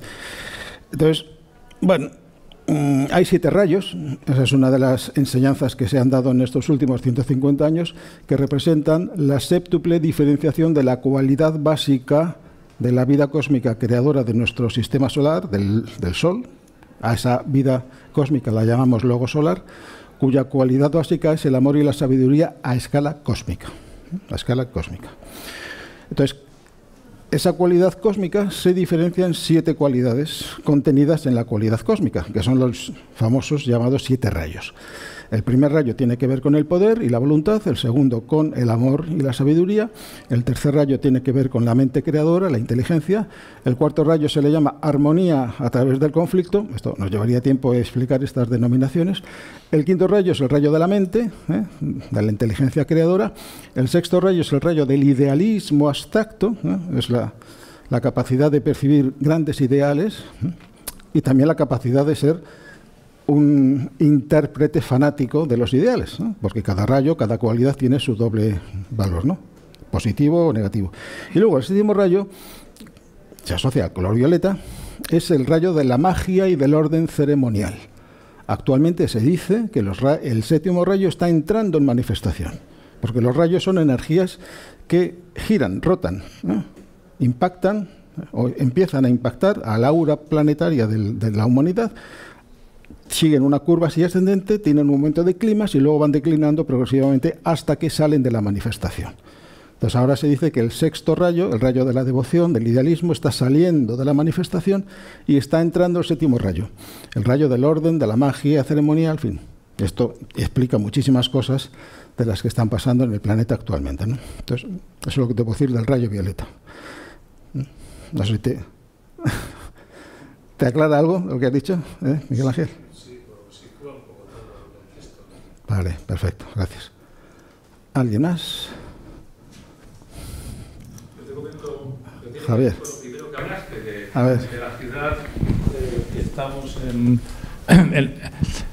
en este año, que habría una convocatoria a nivel de grandes gente desarrollada y tal, en esa ciudad interior que hay en alguna zona de este planeta, ¿no? Yo me acuerdo que hace ya, bueno, 2 cosas ahí. A mí me interesó hace bastantes años un pintor que yo creo que es de origen ruso. Nicolás Roerich. Pues parece un poco a mi apellido, Rodrigo Ruderich. Bueno.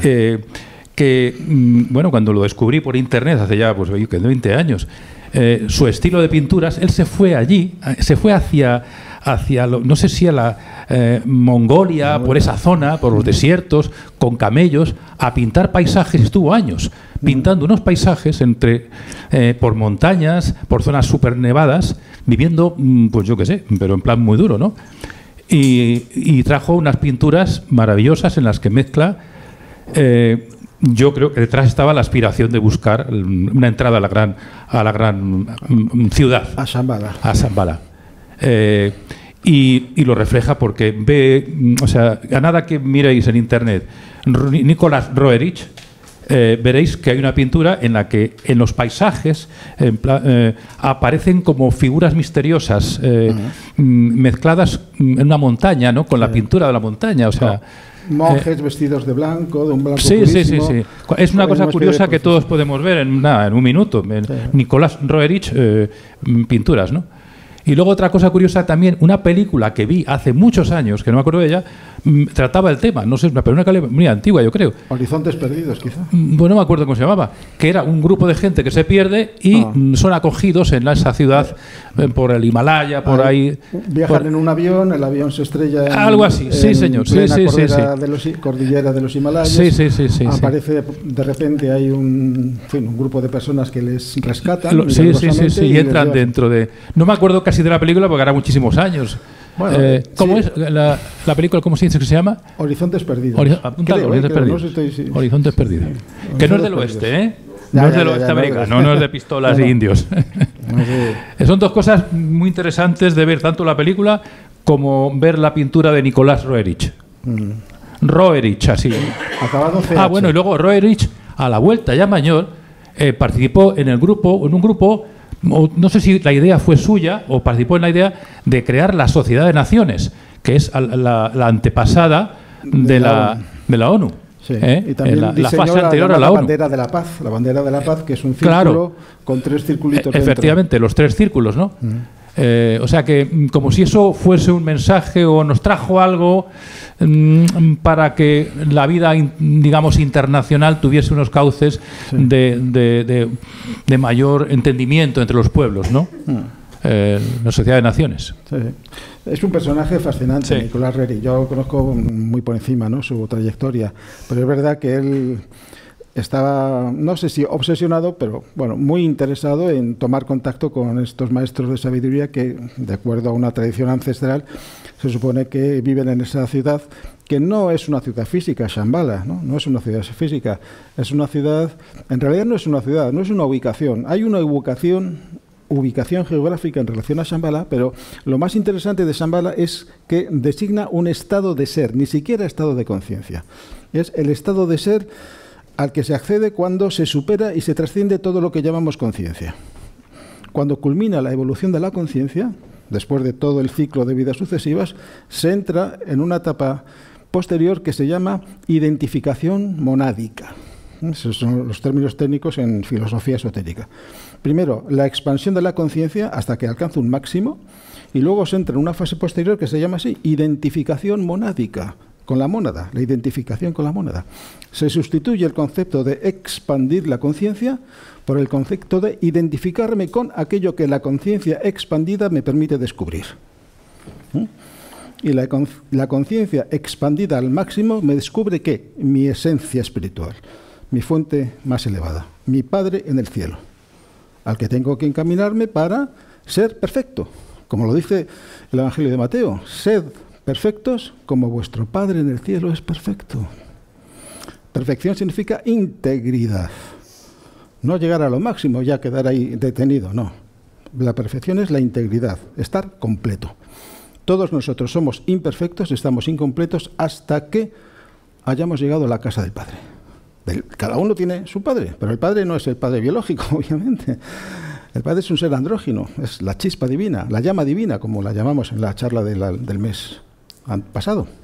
La llama divina, el Padre. El Atman, Adam Kadmon, En Sof Or, el tercer Buda en el que se toma refugio, dentro de las tres tomas de refugio que hay en el budismo, ¿no? Pero hay muchas maneras de denominar la misma realidad. No sé, ¿querías decir algo más? Shambhala. Ya, sí. En hebreo, la fonética de Shambhala se parece, curiosamente, a la fonética de Jerusalén. Jerusalén. Porque Jerusalén, su gematría es 586, que significa la ciudad de fuego. Ir Haesh. Otra vez estamos con el fuego por delante. Ir es ciudad, Esh, Ir Haesh. Si hacéis los números, Ir es 280 y Haesh es 306. Sumándolo da 586. Esa misma gematría vale para la expresión Makom Haneshama. Makom es una palabra sagrada. Significa literalmente lugar. Makom, lugar, ¿no? El propio sonido Makom es un sonido poderoso. No sé si os da esa impresión, ¿no? Makom. Porque empiezo con una M, labios cerrados, Makom. Y acabo con otra M, labios cerrados.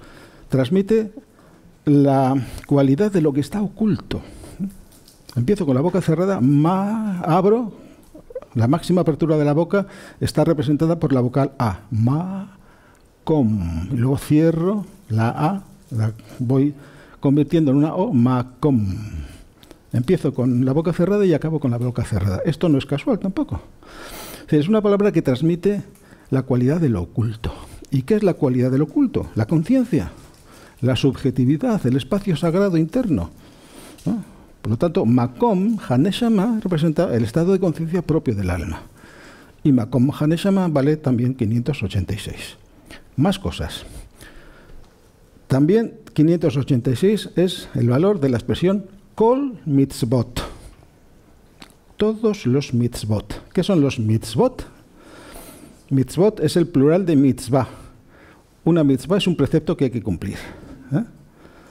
Se han enumerado hasta 613 mitzvot. El primero que lo hizo, o uno de los que lo hizo, fue ese gran filósofo médico que fue Maimónides, cordobés de Al-Ándalus, Maimónides, bueno, que identificó 613 preceptos en la Biblia. Pero claro, el número 613 no se refiere a 613 cosas, preceptos que hay que cumplir, no.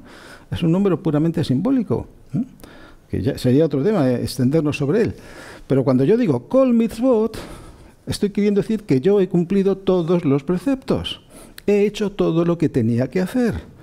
Por lo tanto, cuando he hecho todo lo que tenía que hacer, he llegado a la cima del Monte de los Olivos, simbólicamente a Keter.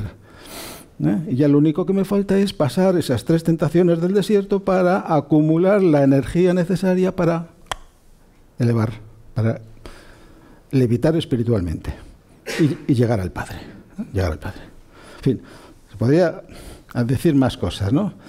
Pero, bueno, ahí tenemos otra pregunta. José. Realmente son 2 preguntas.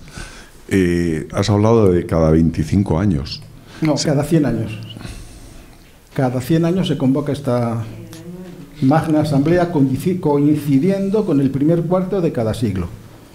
Coincidiendo con el primer cuarto igual de cada siglo. Lo que pasa es que luego seguramente la pregunta que voy a hacer sigue siendo reuniones pertinente de seguimiento, ¿no? Pero sí. la magna asamblea es cada 100 años. Vale.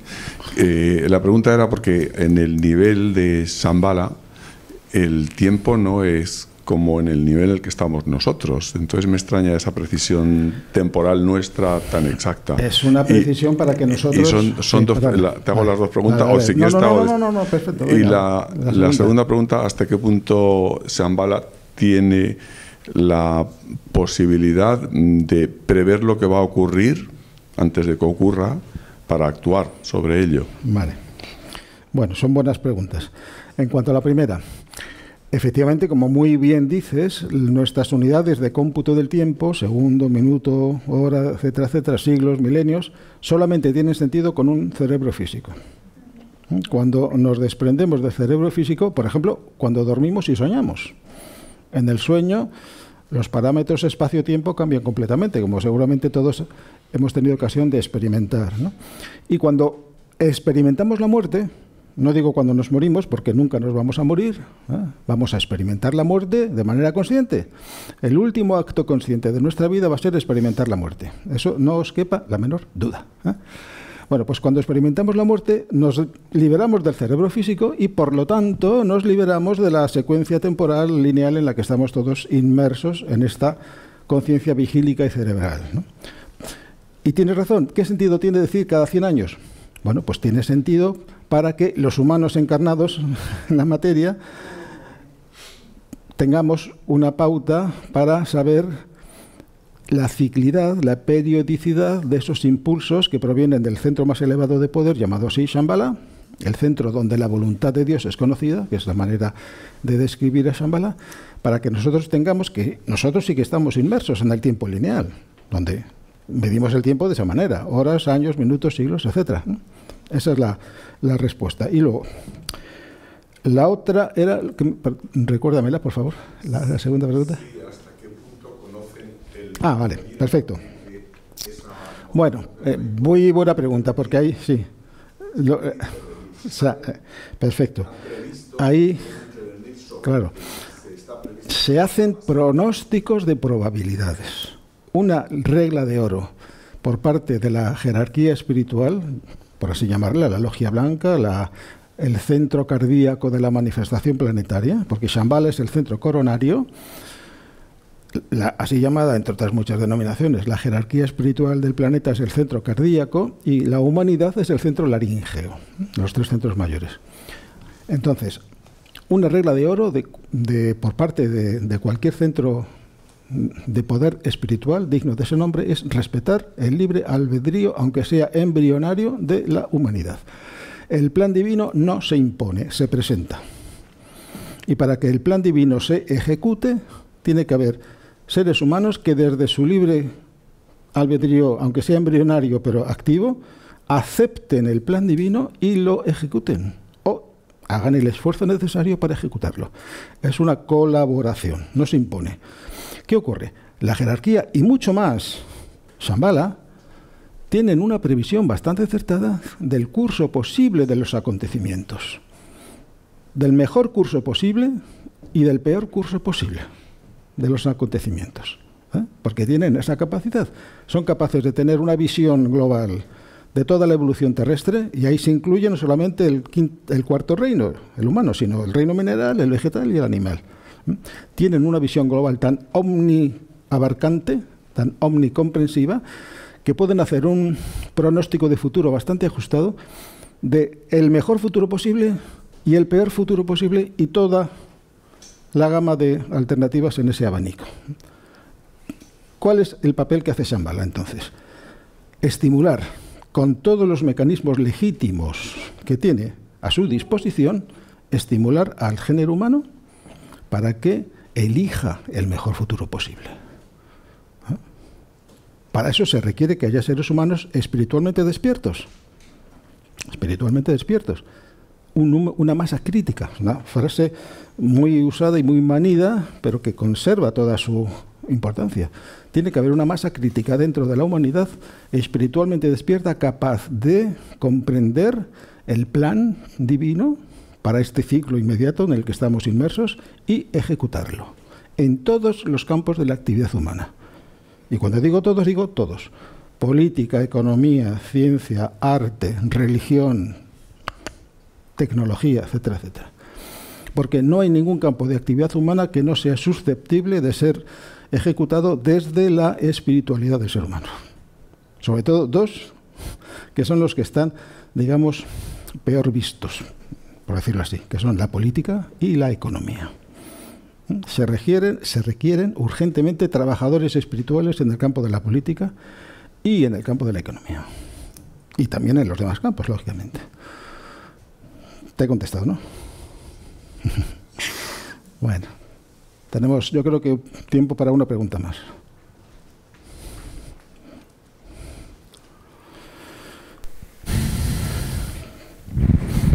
A ver, aquí.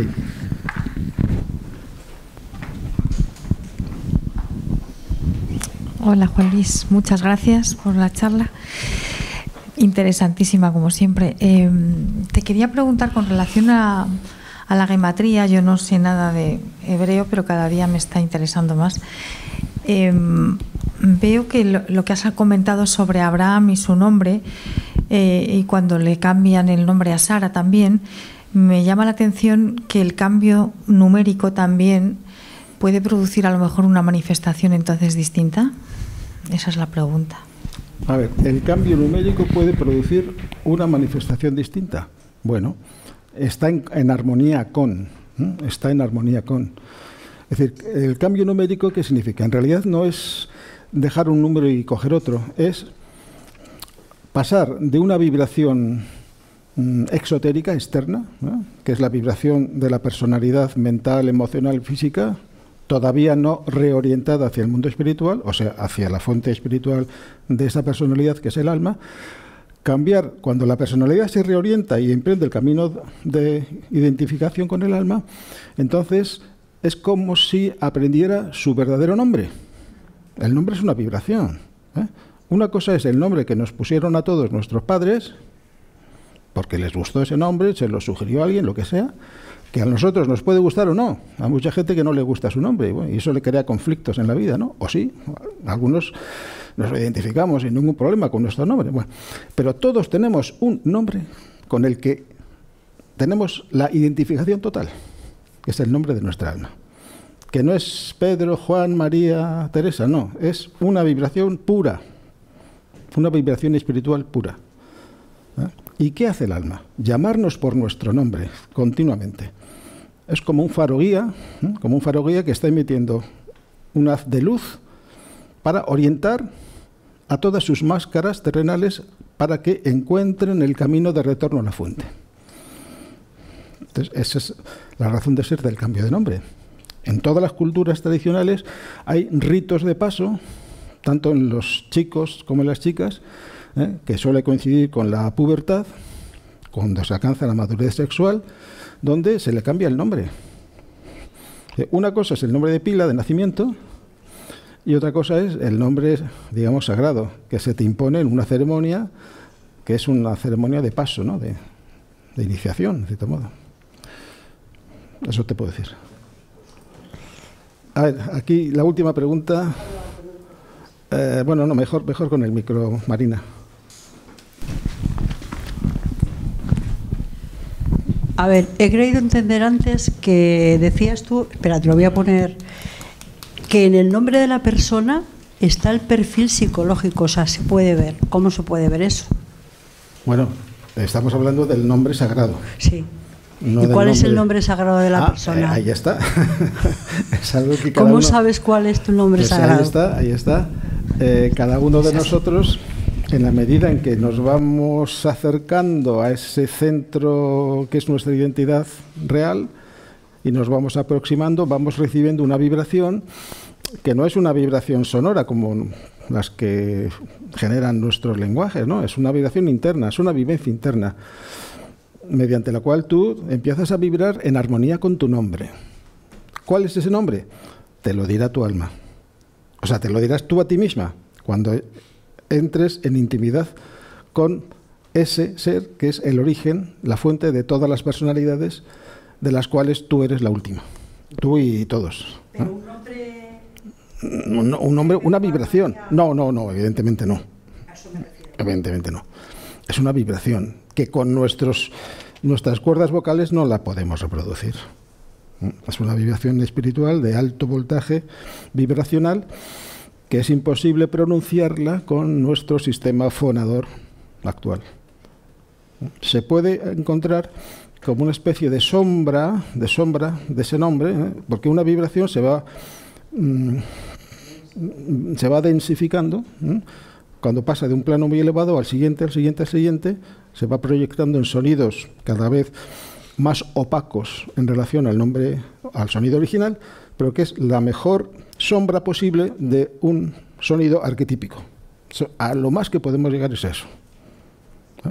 Pero el nombre verdadero lo recibiremos cada uno de nosotros cuando entremos en intimidad espiritual con el alma y nos identifiquemos con el alma, porque somos el alma. Estamos siendo todas y cada una de las personalidades del alma, pero somos nada más que el alma, eso que llevamos el alma, ese centro de energía consciente que llevamos. Por darle un nombre a las cosas hay que darle nombre siempre para entendernos. Alma, Neshama. ¿De acuerdo? Bueno, pues yo creo que ya vamos a... Sí. ¿Alguien ha oído ese nombre, algún humano? Ay, no sé, si hay alguien que se dé por aludido, que lo diga. Yo he oído, hay una técnica de Kriya Yoga que enseñaba Yogananda en Estados Unidos. Javier, un minuto, solo, un minuto. Enseñaba, bueno, una de las 4 técnicas de Kriya Yoga. Una de ellas una era la luz, otra era el sonido, otra era tiene que ver con el sohan, atención a la respiración y un sonido y tal. Y en la iniciación yo percibí, yo he percibido un sonido interior. No fue en la iniciación, fue en otro momento. Un sonido interno que se daba dentro de mi cuerpo. Y se daba. Yo estuve unos minutos ahí, o yo no sé cuánto tiempo, y yo lo sentía como en el vientre, como algo así, pero no en una zona concreta. Sí, perdón. No estoy acostumbrado. Tú sigue hablando. Sí. Entonces, y estuve mucho tiempo oyendo como una vibración, una cosa como el OM, ese que dicen algo así, ¿no? O una cosa muy debajo y mucha vibración en el vientre, ¿no? Hasta que me di cuenta de lo que me estaba ocurriendo. Entonces, digo, ¿esto qué pasa aquí, no? Y bueno, se me fue. Tenía yo 21 años así. Bueno. Se supone que hay un sonido, no sé si tendrá que ver con ese sonido originario que luego puede dar lugar a tu nombre o lo que sea. No, puede ser el eco, nada más. El eco de un eco de un eco de un eco. Esa es la mejor manera de decirlo. El eco de un eco de un eco de un eco. En cada transición de un eco a otro eco hay una pérdida de significado, ¿no? Más allá de eso no podemos ir, ¿no? Pero bueno, es posible que en estados muy elevados de conciencia tú despiertes el oído interno hasta tal punto que oigas una vibración que no se genera en este plano, sino que se genera en un plano muy elevado y que tiene una vía de descenso en la cual apenas pierde cualidad. Eso es lo más que podemos alcanzar. No sé. Bueno, pues nada, muchas gracias por vuestra atención. Y hasta la próxima, que ya será en marzo.